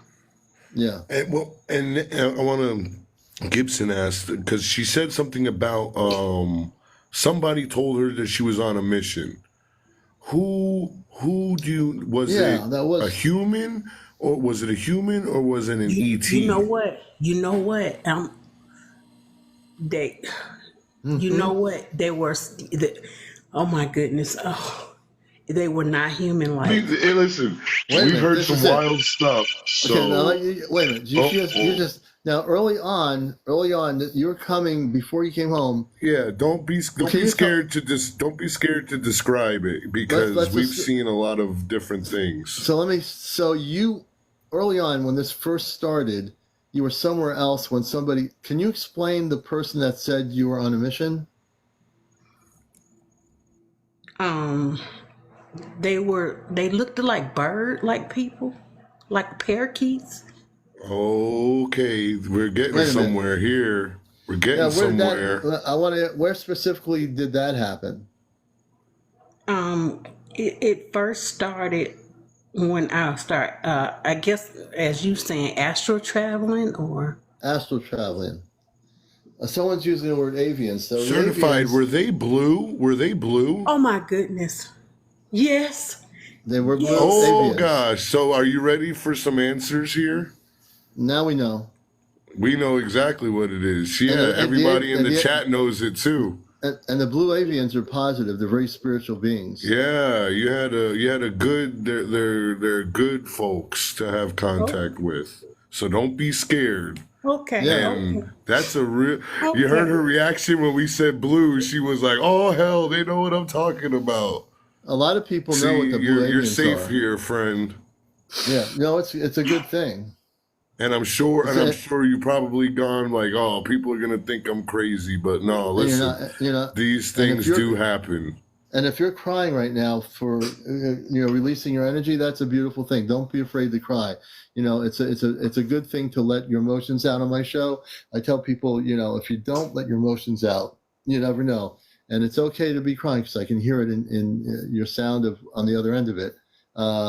yeah, you're probably going to have more contacts with the Blue Avians. You probably have some sort of a connection with them in terms of star families. So that's a really beautiful story. And can I tell you guys something else? Yeah, go ahead. We just got our house. We were just blessed with the house. And on my page is a video that something was outside my window. Something was outside my window trying, and it looks like a dimension, one of those dimensions. Like, so it looked like through the window, it looked like you were looking into another realm. Yeah, another realm. The camera caught something. And what can we call you? I don't want to call you certified. What can I call you? Yeah, what's your first name? Harriet. Harriet, I had a situation one time where I was just in the woods and I thought I was looking through a portal into another dimension too. It happened to me. And also So what happened you're to not him alone. is he had an angelic experience. Was it last year or late last year? And it was this year, yeah, in February, March. Yeah, he had a very life-changing experience, James. He went through one way of being to, when he had that experience, it switched his whole consciousness upside down. And so it's okay to cry because, I'm a contactee. I come from a place where I had contact with space people when I lived on Long Island in a cul-de-sac. And I've told this story. It never gets old. They went upstairs. Nobody came upstairs, went to my brother's room for no reason, opened the wooden blinds, and there were space people in a spaceship hovering in a flying saucer type craft that was with a radiant light around it, and there were men and women and what I call teenagers, with lack of a better understanding of it, wearing light blue outfits, people with long hair, very beautiful, and they told me I wasn't from Earth. I never saw anything like that again, that I can remember, but just like what you're talking about, you have connections, you have beautiful, and when you mentioned the dimensional thing, when did that happen with the dimension? That happened Wednesday. My camera caught something. My camera caught something. My camera caught something. It said a person was outside my window. And now, when you saw this dimensional opening, what is did it this look on like? your TikTok? Yes. I'm gonna go look at it. I'm gonna go look at it, and I'll be right back. Yeah. Okay. I'll go check it out. I'm following you now. I'm gonna take a look at that after the show. But so when you saw this dimension, what did it look like? Do you remember? It just looked like something that was dancing outside my window. Mm-hmm. And when you saw it, how did the energy feel? Really good? It felt like, yeah. I'm gonna have to take a look at the video. Yeah. And I might just share it on my TikTok here. Yeah, I think you're a beautiful person. I think Thank you. your energy is Thank beautiful. you. Yes, you are a beautiful soul. And Thank I think you. that, yes, not only are you a beautiful soul, but I think that if you focus, you can have more, you're going to have more contacts. Your space family is watching you. They know you. And you have no fear of connecting with the Blue Avians. You're connected with the Blue Avians on some level. So I think you're going to have some really beautiful contact. How do you feel about that? I feel good because my sister said that when I was in the hospital, she said that I was telling the doctors and everybody that I was a part of a special experiment and about some birds. And Well, you're not part of an experiment. You're part of a galactic grouping of people. Let me rephrase the term birds, because the Blue Avians, the men and women have like a bird-like face, but you're connected on some level with them, but you're not an experiment. Whoever told you that, you're not. You're no experiment. You're connected. You're part of that star family. There's no experiment going on here. It looks like an angelic bird that's outside my window. Yes, they're very beautiful. Yes. No, I'm saying that's on my TikTok. It looks like one. I'm gonna have to look at it. I'm definitely gonna have to look at it. Let me see here. So not only are you very beautiful, not only are you a very beautiful soul, you're having a unique experience. It started that way before you went to the hospital, I'm going to tell you from reading your energy, you'll have physical visitations by them soon. Do you realize that? Thank you, Karen. Okay. Okay. Well, listen, It's okay to cry, you know? I know. I Just figured don't out want what was nobody to think going that I on was with the crazy. You're not crazy. bird. Like James, give me a second. You're not crazy. You know, I've had people on here that for years, they had people telling them that they're crazy, you're going to think I'm crazy. I get that all the time when I interview people.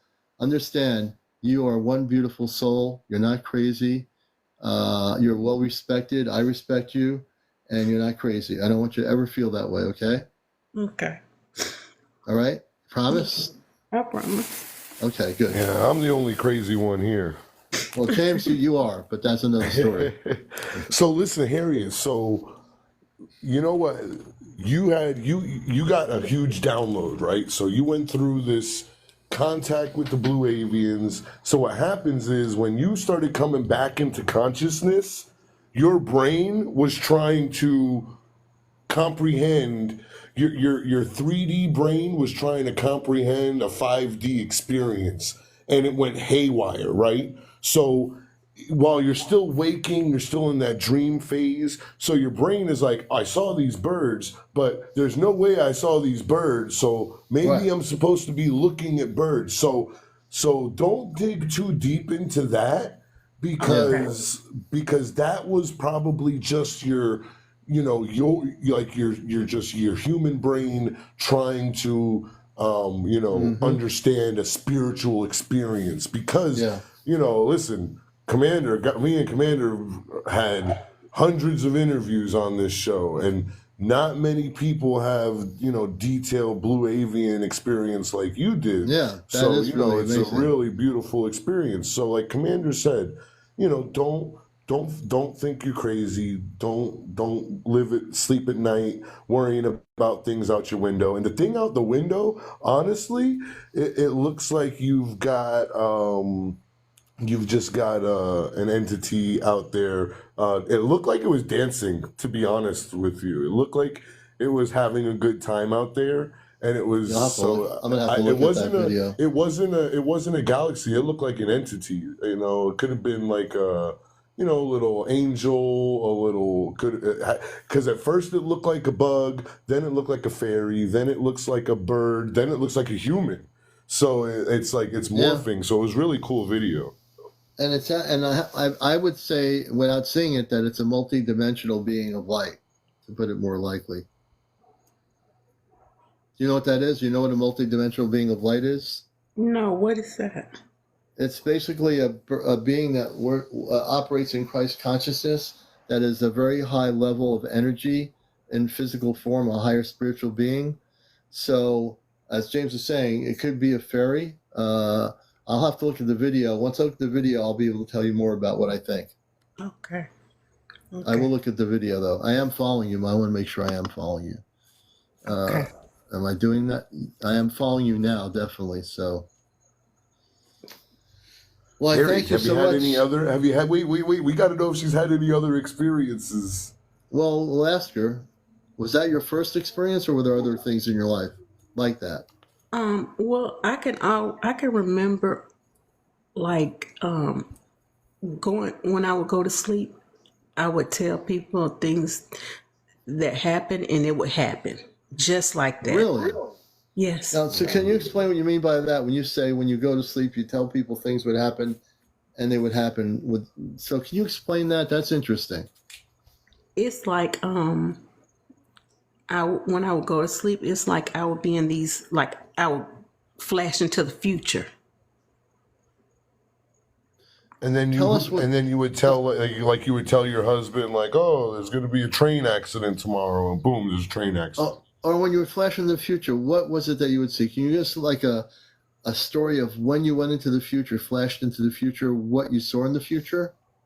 It could be something as easy as it's kind of I can't. It's okay. It'd be like somebody's gonna come to my house at a certain time, and they would. Okay. All right, so that kind Something of is thing. going. Okay, I got you. Yeah, something Oh, is so going to she's happen. having like precognition. Yeah, That's probably just some latent psychic abilities that you have. yeah, you probably, yeah.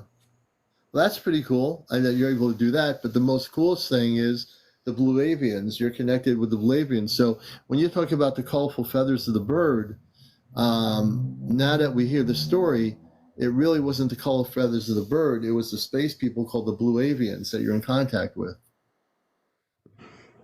Oh my Do goodness. you understand what I'm saying? Yes, I mean, yeah, I mean, because it's mind blowing now that you. Oh my goodness.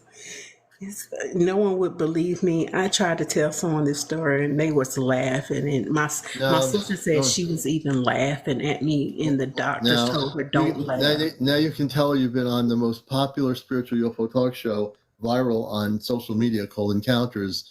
And if she wants to watch this show, it'll be on YouTube, and she'll see me interviewing you, and we'll see who's laughing anymore.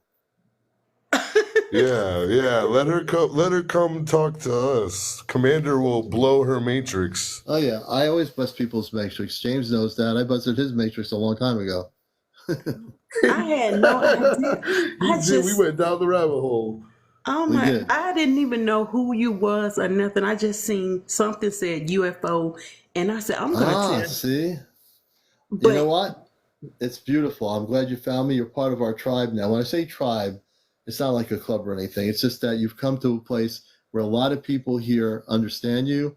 And the show, like this is one of the biggest shows on social media on this subject here and on TikTok. And this is a real show. I'm a professional broadcaster on radio, on NPR radio, but I'm a contactee too. So the difference is with me versus the guys with the suits on YouTube with the big studios is I've had the experience. I've been through it. I've seen hundreds of spaceships since I was a kid. I've just so many things going on, and I can and relate to what you're saying. And they were so nice to me. They were saying, "Look, don't jump down in that world because you don't know what it might be in that world right there. It might not be nobody in, over there, and you want to." Because it was other people saying that they want to jump down in that one because they want to start it up. And one girl that was on there, she was like, "I'm going to go down there and start it up and be." I think she said she wanted to be a rapper or something, and she jumped Oh, down wait, Commander. Wait, this is huge. Keep going. We keep going. and Yeah. she said, So, and what world are we talking about? Are they talking about jumping into the world of the Earth or another planet? I don't. We were in this spaceship and we were all looking at it. It was a dome. It was like a clear Mm-hmm. dome that but you could see different, different places down in there. And they were saying, don't just jump down in there because you don't know what you're jumping into. And this one Interesting. girl, was like, I'm gonna jump down in there because I'm gonna become the first rapper down there. It is so Now, when many you say, things. I want to ask you a question. This is very interesting. So, jumping down into this world, that's a word, I would say that there's not a jumping down into. I would rather say from listening to you that you would probably be teleported down to the planet, but you wouldn't be able to jump Wait, down. Okay, okay. Commander, what if she was in an area where people were making their decisions to come to Earth, their spiritual contracts? What if she was witnessing, because the lady said, I'm gonna go down there and be a rapper, right? Yes, that's what she said. So I can so remember and her we've heard stories about the avatars, and even you, like our Yeah, spirit is on the ship but our body's yeah, here, kind of like the avatar idea. yeah. And Body's in stasis. maybe she was seeing something like that, because, and also anybody who knows the Blue Avians know they talk a little bit in whimsy, right? They got a little bit of a twist to their words. So maybe they were also telling her, don't jump into the world, like, hey, don't get stuck Yeah, in I that was going to ask 3D. you. I Don't was get going to ask stuck you in that. that 3D world. Yeah, I think the people are telling you not to jump were the space people, correct? right. Yes. Ah, see, that's what Yes. I thought all the time. Been quietly thinking the space Yeah, people told you yeah. not to jump. It was the space people. That confirms what I'm thinking in my head here for the last half hour. The space people were telling you not to jump into the 3D world, to stay with them. Yes, Yeah, yes. the Blue Avians. And as a matter of fact, you had a choice to do that, because if you stayed with them, you have a body, a space body in stasis on a spaceship. Yes. You would have chosen to go back into that body, and you would have woken up in that body, as opposed to being back in the human body in the hospital. You had a choice then to make, and you chose to come back into your body, although you could have chosen to go back onto your space body in stasis. Okay. Yeah, and Yeah. oh my God, Deborah just brought up a good point.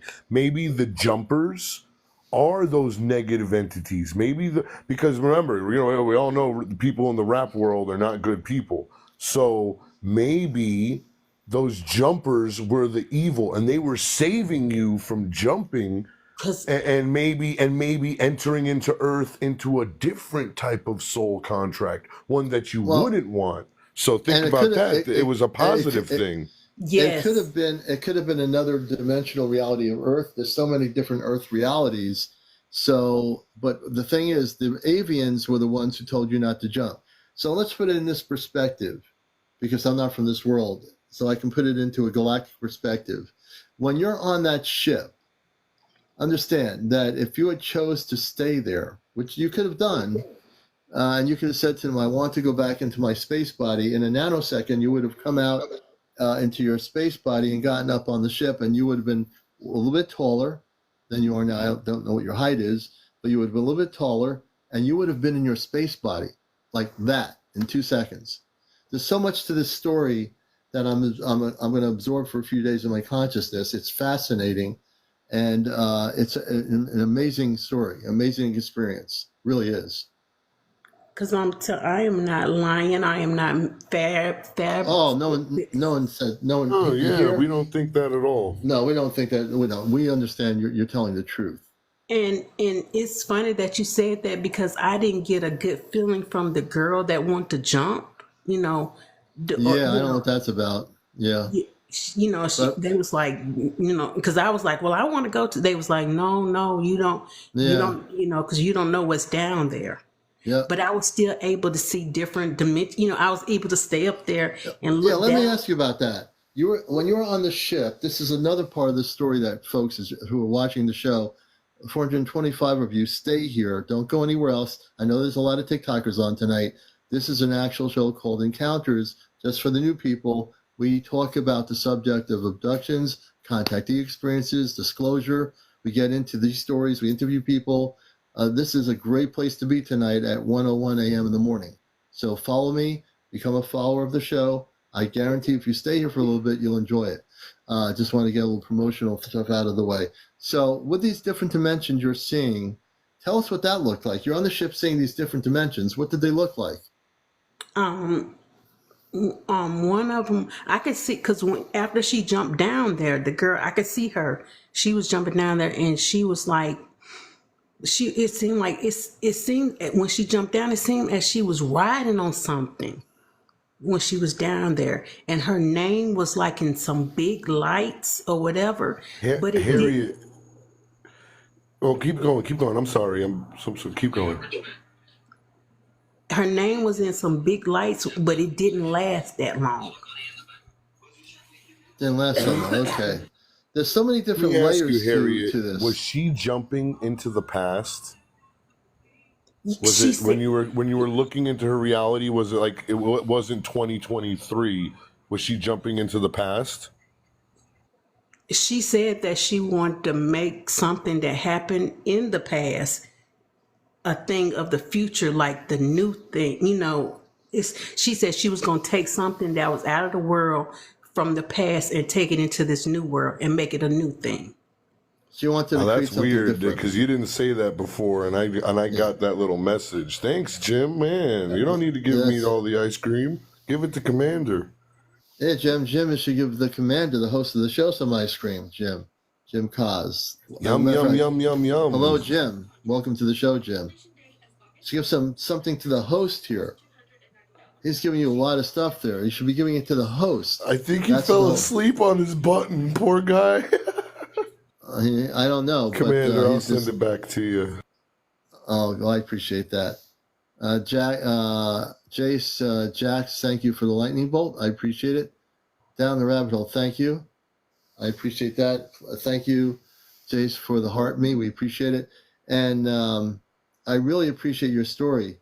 There's so much stuff going on here, Deborah Tahar.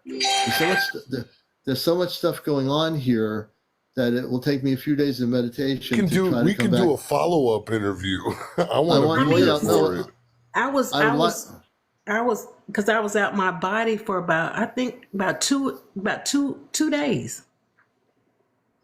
Wait a minute. You were out of your body for 2 days? Were you in the hospital for 2 days? Yes, I was in the hospital for like a week. 2 total. days. Oh, whoa. Okay, so for a week she was in the hospital, everybody. For 2 days she was out of her body. And that 2 days she was out of her body, you were on the spaceship for 2 days, correct? I was in this dome. Yes. You were on the space. Well, I've already determined you were on a spaceship, but you're calling it a dome. They had you in a specific area of this. This ship is way bigger than you think it is. You were just in one sector of that spaceship. Commander, I think if you let her get a little meditation, do a little some thought back in there, we can get her to unlock some of those memories that she might not even be remembering. And I also want to bring up ex-Southern Gypsy, who wants to come up and share her story. So I'll keep you up here. I'm going to bring up ex-Southern Gypsy, and usually I do one-on-one interviews, but I'm going to just bring her up here. Actually, let me see here. Before I bring her, before I bring her up, let me bring this other person up that's been waiting forever. Let's see here. Bring that person up, and let's see. Wait. What's going on, everybody? Hey, good morning. I was going to say, it is good morning, 1:05 a.m. in the morning. This is Encounters, the #1 spiritual UFO talk show. Welcome to the show. How do you pronounce your first name? This is Jace Jackson. Jace Jackson, good to have you with us. Thank you for the gifts, everybody. So tell us a little about your background and what's going on with your whole thing. Well, I've only been on TikTok for like a few months, and I've never came across your room. This is the first time I've come across your room, whatever, grammatically speaking. I've come across I've only shared my experience one time on this whole TikTok. And when I shared my experience, it was in the midst of, let me choose my words wisely. There were folks, everybody has different experience. I'll say that. And the people I shared my experience with were listening to a fellow that claimed to be from another planet. He was channeling different things, and I was born with the blood of an optimist and the blood of common sense. So it takes a lot, for me to even to consider anything. With that being said, I have an experience that I would like to share.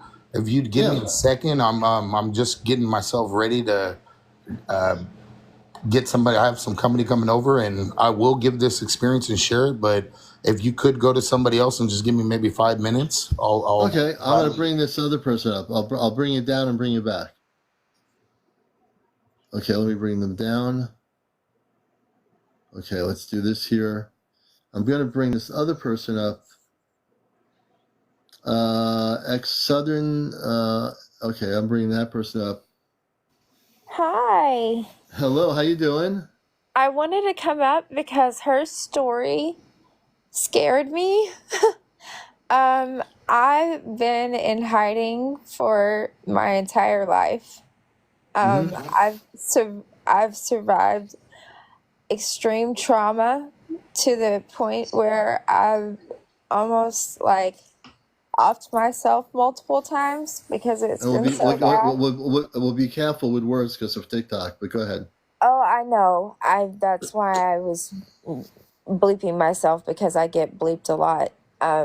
But anyways, I've had extraterrestrial experience since I was an infant. I was born dead. So I remember going back into the light. And whenever she said jump, one of the main Oh, this is hard for me to explain. One of the main experiences I had was that I was telepathically given the image of jumping, and I jumped from what seemed like a planet. Mm-hmm. And whenever I did that, I think it was to right wrongs that were given or that had happened in my past. Mm-hmm. So I think that her story is very valid and it's beautiful. Yeah, I do And too. I really do connect to her story on a deep level. So I just wanted to share my story with you guys. Oh, I appreciate it there, Southern. You know, we appreciate that sharing. And when you said, when you were jumping back to come to Earth, when you were off planet, uh, I'm listening to what you said. I'm trying to come up with something in my head here. I'm just listening. I'm getting answers here. You came back to Earth. What age were you when you came back to Earth? When I came back, Yes. when I originally came back to my body, I was probably around 8 or 9 years old. 8 or 9. I started getting communication telepathically and Okay. through spirit alone. And where a lot of other people have learned how to connect to like the darker side of things. Yeah, you don't want to connect with the darker side of things, but I was connected through that, through spirit. So I was never what's the word? So let's put it this way: Did you have a encounter with space beings? Yes, I did. Okay. She was there. There's no question. I remember blue. I remember my favorite colors are turquoise and purple. But I remember, and What it's were the and colors it's of the space people? I just remember bright white lights, and the only physical thing that I've seen in my presence has been a creature that looks like a hooded being with no face and a scythe. No face. And And that one was heavy and made me feel uncomfortable. But then Okay. I was sitting in the bedroom with my sons, probably like I think I was probably like 24, Yeah. and I had a bright purple orb come and sit in our room, in the room with my boys. And I was sitting there like playing with it with my hands, and they were watching me do it. Oh my gosh. Now, let me ask you a question. I get this feeling I need to do something here, which I've done on my show before. I would like to gift you, I'd like to help you to make sure that you're operating and connecting with the highest levels of cosmic consciousness, which I are would the love space that. people. Okay, and also, Hetty, I think I want to get your first name right. Harriet, okay. Harriet, I'd like to do that for you too, but I believe you're having a beautiful experience. So I've never done this collectively with people all together here, but I can definitely do it now. So I'd like to do this for Southern Gypsy. And what's your first name? My first name is Dana. Dana, nice to meet you. It's Okay, and nice to Harriet. meet you too. Harriet. So I'm going to do something here, but It's a pleasure everyone to who's meet watching you. my I show. love your story. Oh my gosh, yeah. Everyone who's watching the show here for the first time, you're going to see me do something that has been given to me by my cosmic father on the spaceship. Thank you. And he gave me this ability, I think, a couple weeks ago. He did say, touch my forehead, and he gave me the ability to do this. So I'm going to do this, and I want you have to let go of your belief systems. Close your eyes, please, and I will do this. and other people in the room might be affected by this because the energy is really powerful. So, but I'm going to do this for you both. As you close your eyes, I want to take a deep breath in, and I want you to breathe out of your nostrils. Deep breath in, breathe out of your nostrils about 3 or 4 times until you feel completely relaxed.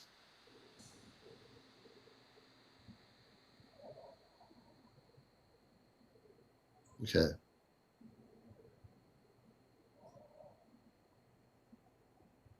And when you are relaxed, please let me know. I'm relaxed. Okay, I'll begin. So the way I do this is I imagine that you're both here in the room and my hand's on top of the screen here, but I'm looking at it as two people, two individual people, and I use both of my hands here. This is my hands here, folks.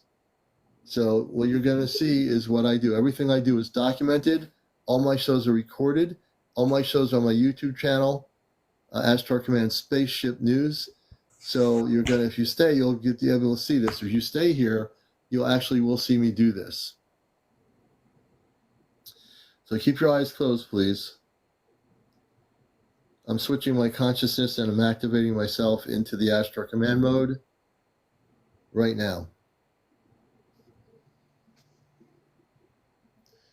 What I'm going to do is elevate your frequency. I'm shooting a beam of light into both of your bodies from your head down to your toes, through every cellular structure of your body.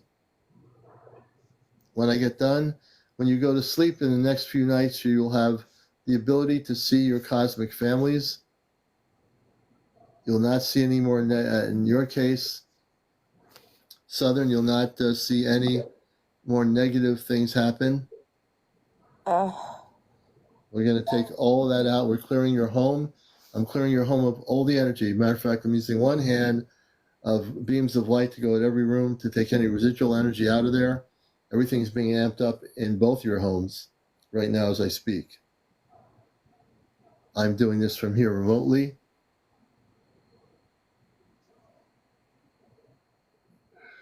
There's a lot of heat energy coming out of the palm of my hands. If you're sitting here and I was able to put my hand near you, you would feel the energy coming through my palm of my hands right now.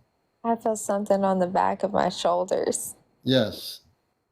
I'm working on all the energy in your body on every cellular level. I'm amping up the frequencies. I'm amping up your vibrational pattern for both of you. And I feel something in my crown chakra, but I'm not really sure what that is. Yes. I'm working on your consciousness as well, both of you. I'm taking away any blockages. And I'm also just making trying to sure. be open because I know it's scary for some people. I know you're being open. So relax. And you can express as well. It's really not scary, guys. They're really sweet and their energy is so soft and beautiful.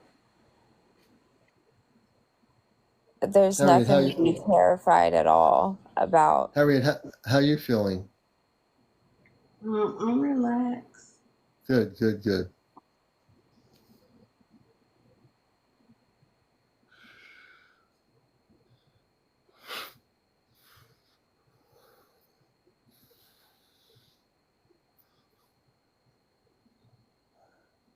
I'm almost finished.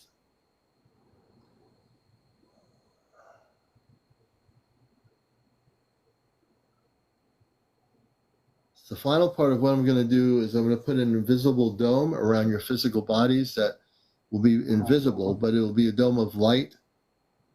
And that dome of light will only do one thing, protect you wherever you go.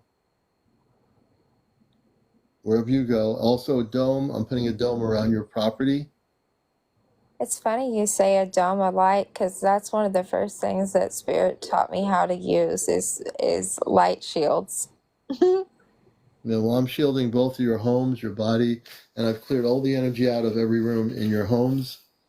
Any residual energies from the past are gone.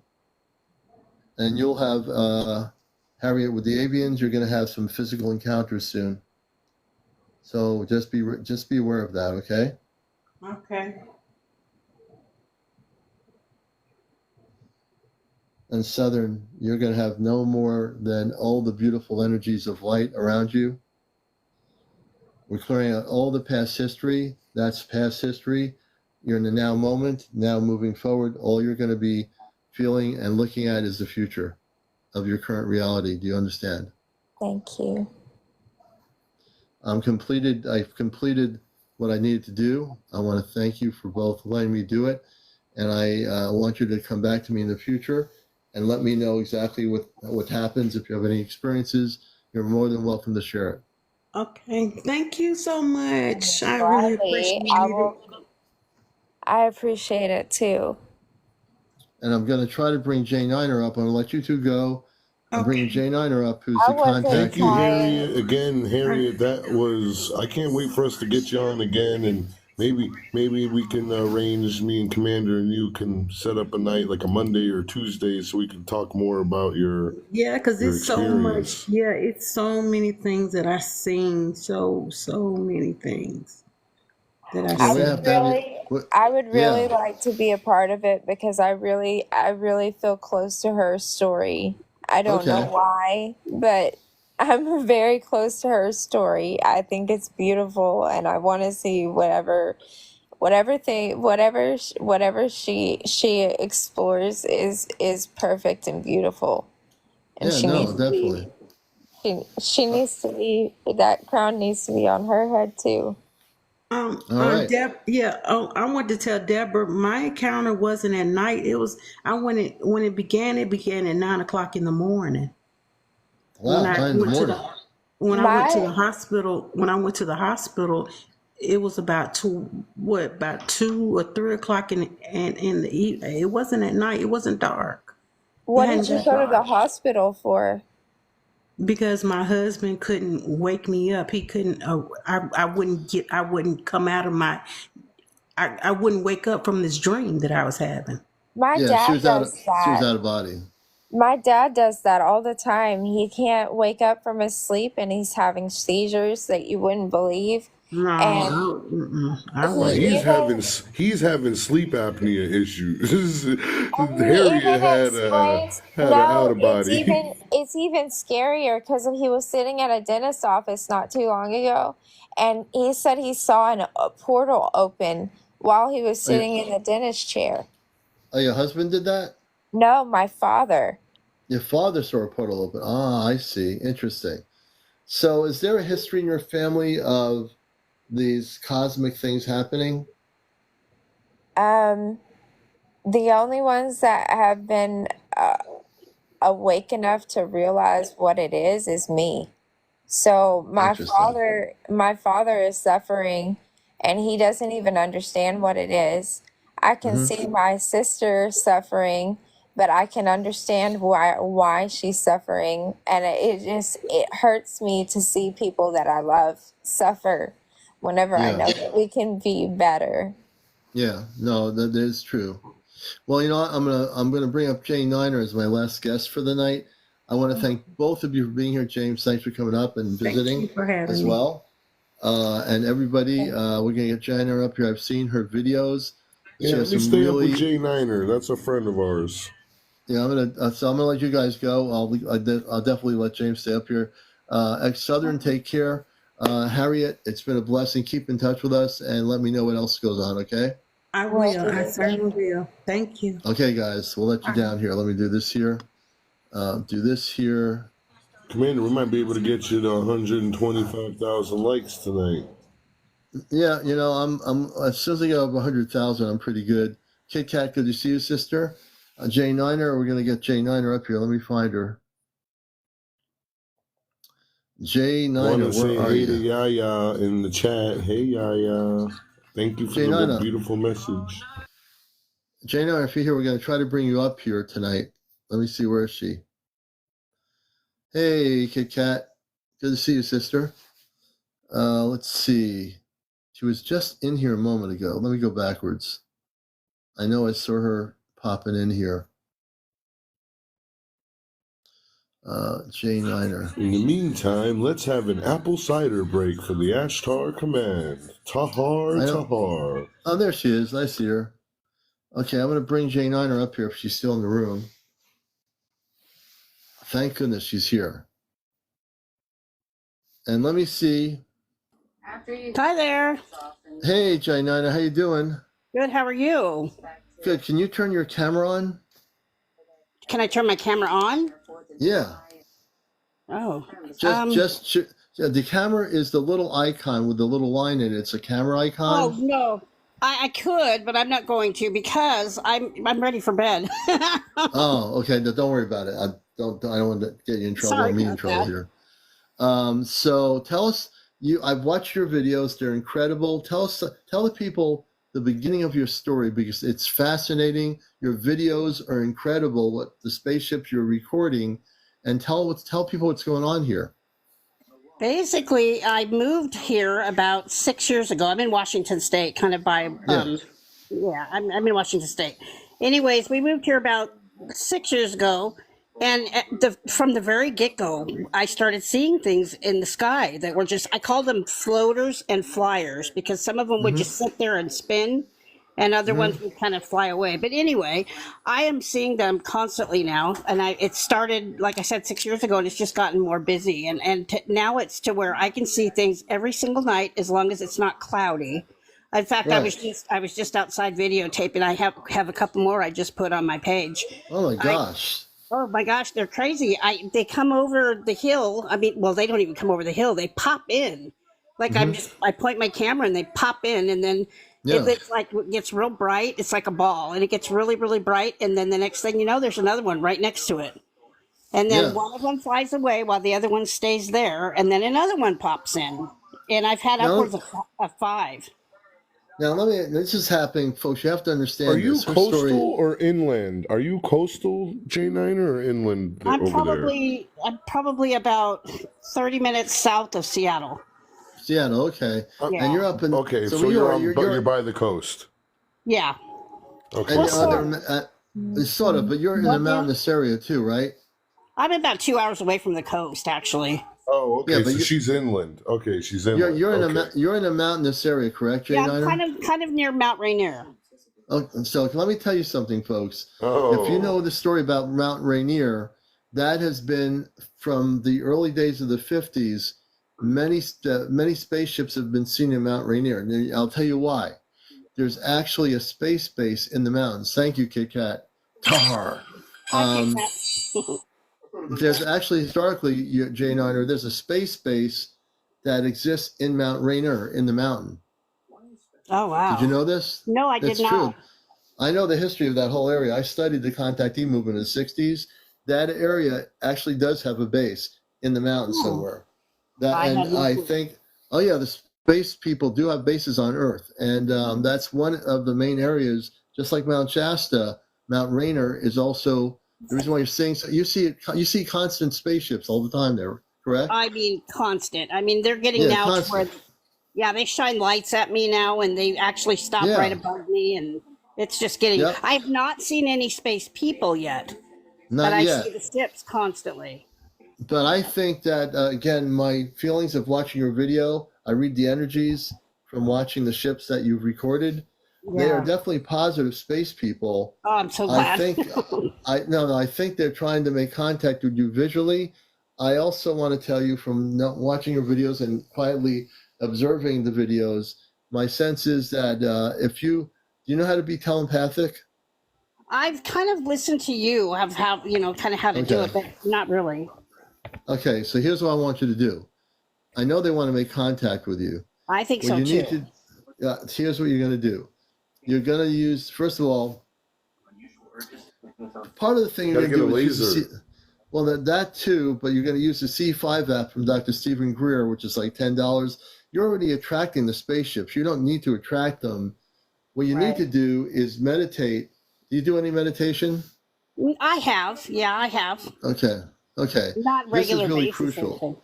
Okay. Well, for this particular thing, for contact physically, I want you to start doing this in the next few nights.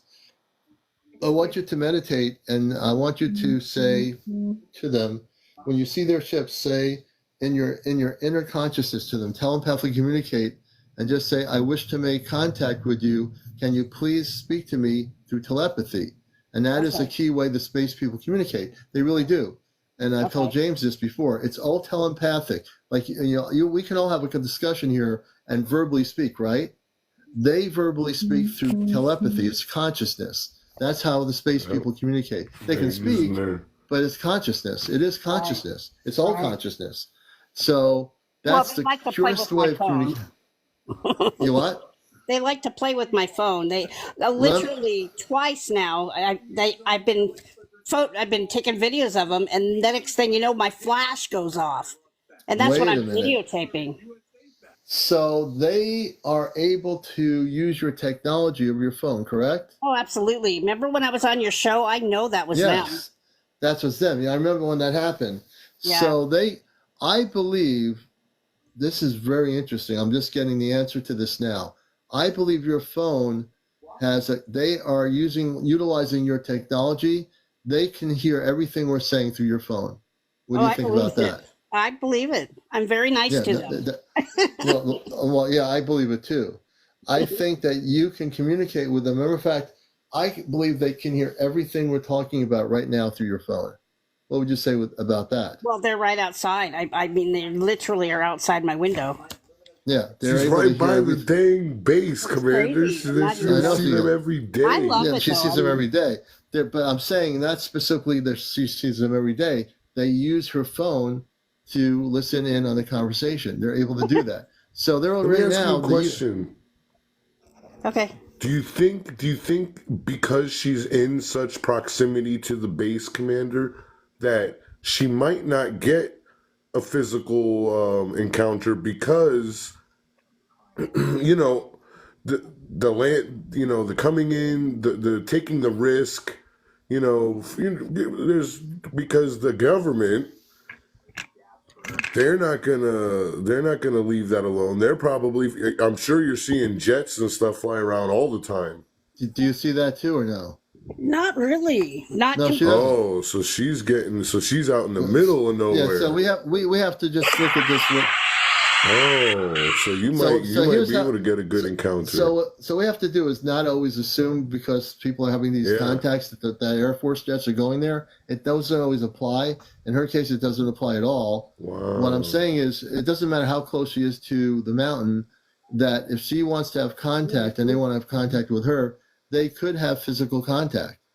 And the space people would be very careful the way they do it because they know about the way our planet is. She's in a more remote area. I think that you, J9er, could have physical contact with these space people. I think that I'm not getting anything negative about it. I think that you should use the telepathy mode in the next few nights. And as they're able to use your technology, you should say to them, I am not J9er, I am so-and-so. I am a Christed being of light. I'm here in peace. I wish to physically meet you. I've seen your ships multiple times. Would you like to physically meet me? And put the question out to them as what's the word for it? When you're trying to build a relationship with another place or another person. Ambassador, it's an ambassadorship. You're a representative of the human race. And you say that they're the ones that are coming here are nice, right? I mean, I'm always waving at them. By you, I got a good energy from the stories you're saying. Yeah, and what I'm getting is that they are definitely they're space beings, and they are people from beyond Earth, but they live in the mountains. They have a base here, but they're from another planetary system. Right. I have a question for you. Yeah. I've noticed just recently. Now, this started off kind of slow, but it's really, really, really getting fast now. I mean, I'm starting in my pictures. I think I can see people flying these things now. Anyways, why are my trees? My trees seem to be making shapes and moving, and it seems interesting. If you look, I've got a couple pictures on my page that have it looks like spaceships in my trees. Really? I can answer this. I can answer this because you have such a high concentration of these high frequency crafts around you. You ever see salt on a blackboard and they play the vibrations and the salt it'll form different shapes Yeah, based on the definitely. Well, frequency. if you go So look at my trees, think I posted of one today. Right. So think of cosmic frequency around you with all the UFOs in the sky. The That's, trees are affected yeah, by it, and you're probably seeing symmetry, right? You're seeing that's exactly it. something And beautiful, right? yeah, it's great. Yeah, it's almost like there's little beings and they're playing. Well, you It's know what it really Yeah. cool. is? It's also that you're seeing a high vibration of light energy in those trees. So the other reason why now we know that they're positive beings is because the vibrational energy of the light in the trees is very high. And when you're out there, do you feel that energy when you're walking around near the trees? Oh, I definitely do. And not See, only there you that, go. yeah, when I'm taking my videos, never do I get a clear video when I'm taking one of a ship. They're never You know clear. why? It's always like You know it's why like they're not? thick. I'll It's tell like you it's why. thick. Because the vibrational level of the ship affects the Yep. camera. People on Earth have to realize, and when they say, well, you got a picture of a ship or you're videotaping, why isn't it clear enough for me to see? Because Yeah, the ship's energy, the vibrational that's energy, what I was affects thinking. the camera. It's not so much that the person taking the video is not doing a good job. They're doing the best job they can. When Right, you're dealing with a spaceship or ships, they will affect your camera. right. It Jay will just, Niner, I'm gonna give you some video advice. I give this Okay. advice to everybody. Hi, by the way, I Don't love your videos. Thank you. Thank you. Don't zoom in when you take a video. Do not Okay, zoom in because okay. when you zoom out, your camera is absorbing a lot more because it's using less of the zoom, right? Right. So take a video as zoomed out as you could, Okay. and then when you edit it or you rewatch it in your Okay. photos, you could zoom in and you will see images clearer when you Well, zoom thank you in for telling me on a that. full 4K image than you will on a zoomed, right, 720 Right. image. Okay. right. Well, So, thank Some and that's you. people's, advice for everybody, guys. Don't zoom in. Take a regular video when you're seeing these things and then zoom in after you have the Makes raw sense. video. right, because if you zoom in, many times really good videos I've seen that I couldn't post because they for a minute had it right, then they zoomed in and it became blurry That and would you be couldn't tell me. what you. Yeah, so you want to just not do that because that, you know, when you zoom in, when you don't zoom in and get the actual real clear image, you want to keep it that way. Now, if you say telepathically, can you come closer to my camera? That it would be different. As they come closer, you can readjust the zoom, but wait till they come to you as opposed to you Wow. trying to, Okay. you know what I mean? No, absolutely, because that's when sometimes the spaceships go in and out too. They form like a big ball that goes really bright, and Yeah. then Yeah. See? yeah, yeah, Especially when Well, you're taking pictures. If you're taking pictures, J Niner, don't zoom in at all because okay, you'll be surprised at how clear. When you go into your edit and you zoom in, you're gonna be like, "Oh oh, my God, look what I could yeah. see!" Because I'm sure yeah, Yeah. you have a newer phone with a good camera. I do, yeah, definitely. Yeah, Yeah. so use your full 4K and then zoom in. You're gonna be shocked. I can't wait Okay, to Yeah. see what well, you thank get. you, thank you. I'll Yeah, Jen, definitely like do I that. said, I posted one of your videos already on my main page. I'm going to post it on my YouTube channel because I think it's really good. I want you Yeah. to send me the date of your latest video and location in terms of generally Mount Rainier, but what date you took the picture, the video.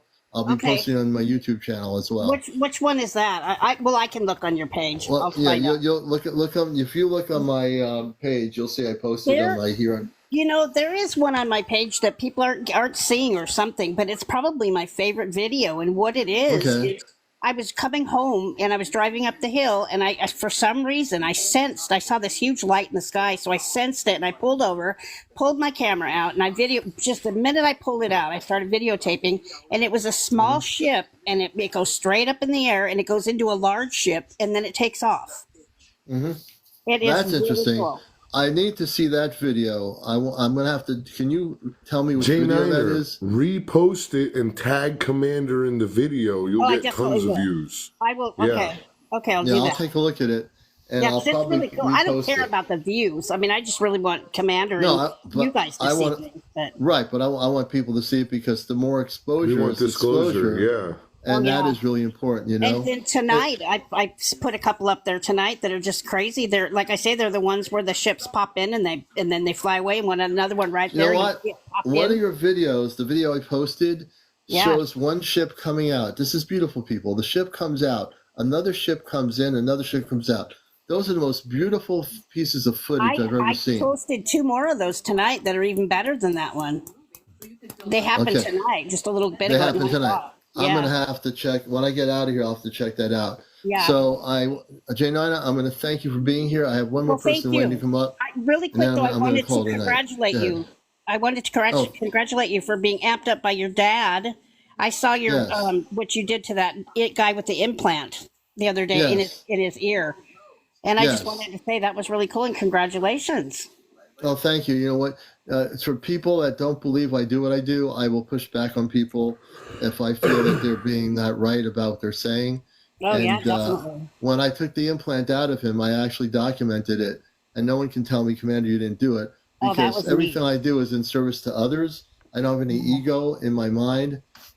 James knows me enough to know I have no ego. Everything I'm doing, I'm the same person from day one that I am right now on the 31st of August. You know, I as popular as this show has become, I want it to get as popular as it can for one reason, not because I want to become some famous star in Hollywood. You already because are.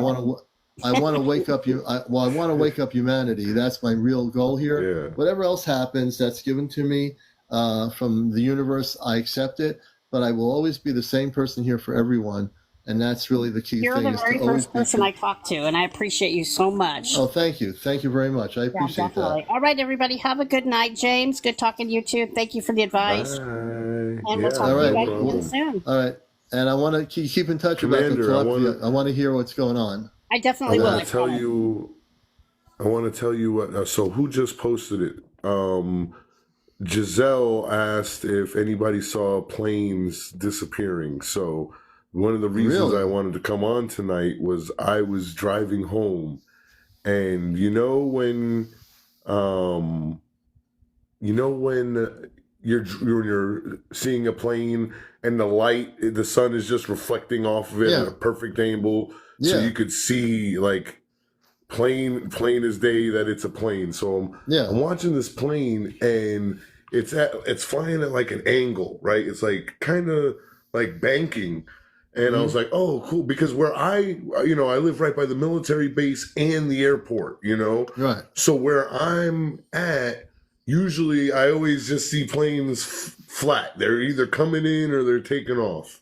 Right. And this plane was banking like cross traffic. Like the traffic comes this way, air traffic comes this way. Right. This thing was banking. And I'm watching it. I'm like, man, that plane is so bright. And I'm just looking at the plane, and boom, it just disappeared. It disappeared. Swear to God, it just disappeared. And I was with my friend, and I said, that freaking plane just disappeared. And she was like, what are you talking about? I was like, there was a plane. It was a United plane. Because the plane was so low that I could see that it was a United plane. Right. So it was United, and then boom, it was just gone. And that was just 2 days ago. Do you think it was a physical United plane that got taken into another dimension, or do you think it was a UFO that was looking like a plane? What do you observed it? You tell me what you think. It was not, Commander, it looked like it faded out of reality. Yeah. It didn't look like a poof. There was nothing flying around it. It looked like Marty McFly disappearing off of the picture in Back to the Future. It was like just slowly. And there was no clouds. It was a clear day. Now, in the area where this happened, James, let me understand this. Is it near the Bermuda Triangle area, or are you on the other side of Florida? So, local, I talked to a Seminole gentleman that I know. They believe that the energies from the Bermuda Triangle go across Florida into the Gulf of Mexico. Really? So, and I'm sure some people have heard that theory before too.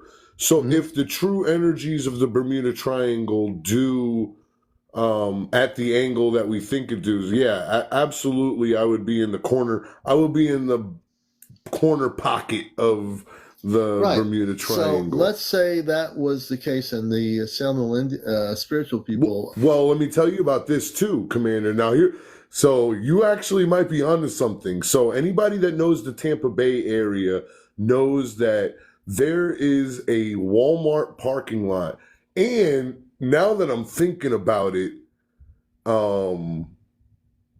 it's almost in the same area, because where I was, the airport was north of me, MacDill Air Force Base was south of me, and the Walmart was kind of in between, kind of where the plane would have been flying, right? Right. And there's this parking lot where if you park your car in these certain spots in the parking lot, your car will not start. Really? It's like there's an electrical field there. So let's say that when this jet disappeared, if it is true that the Bermuda Triangle goes out over the area where you are, then hypothetically, this is, again, I can't prove anything here. All I'm saying is, based on what you're saying from being an eyewitness to the event, that it could have been taken through the portal, through the Bermuda Triangle. It opened up and the jet disappeared, and maybe it'll come back someday. It just disappeared, just like those Air Force planes did. I believe it, Commander. You know, I have a friend who's a pilot and another friend who's a flight attendant, and I heard a pilot telling me they were flying from Miami to New York. Now, when they fly to Miami to New York, they kind of like bow out over the ocean, you know? Right. And they said that the plane looked like it was flying through a portal, like a tunnel, like a purple tunnel. Right. Now, if you remember the old radio, they had the old radio calls from those planes that used to disappear back in the day. They said it was like, oh man, it was like a portal. Right. They also like said that not only did it look like it was purple, they said the landmass looked like it was different. There was different colors on the land. Everything, the landmass looked different than the landmass from Earth. Like they were taken to another planet somewhere through a portal.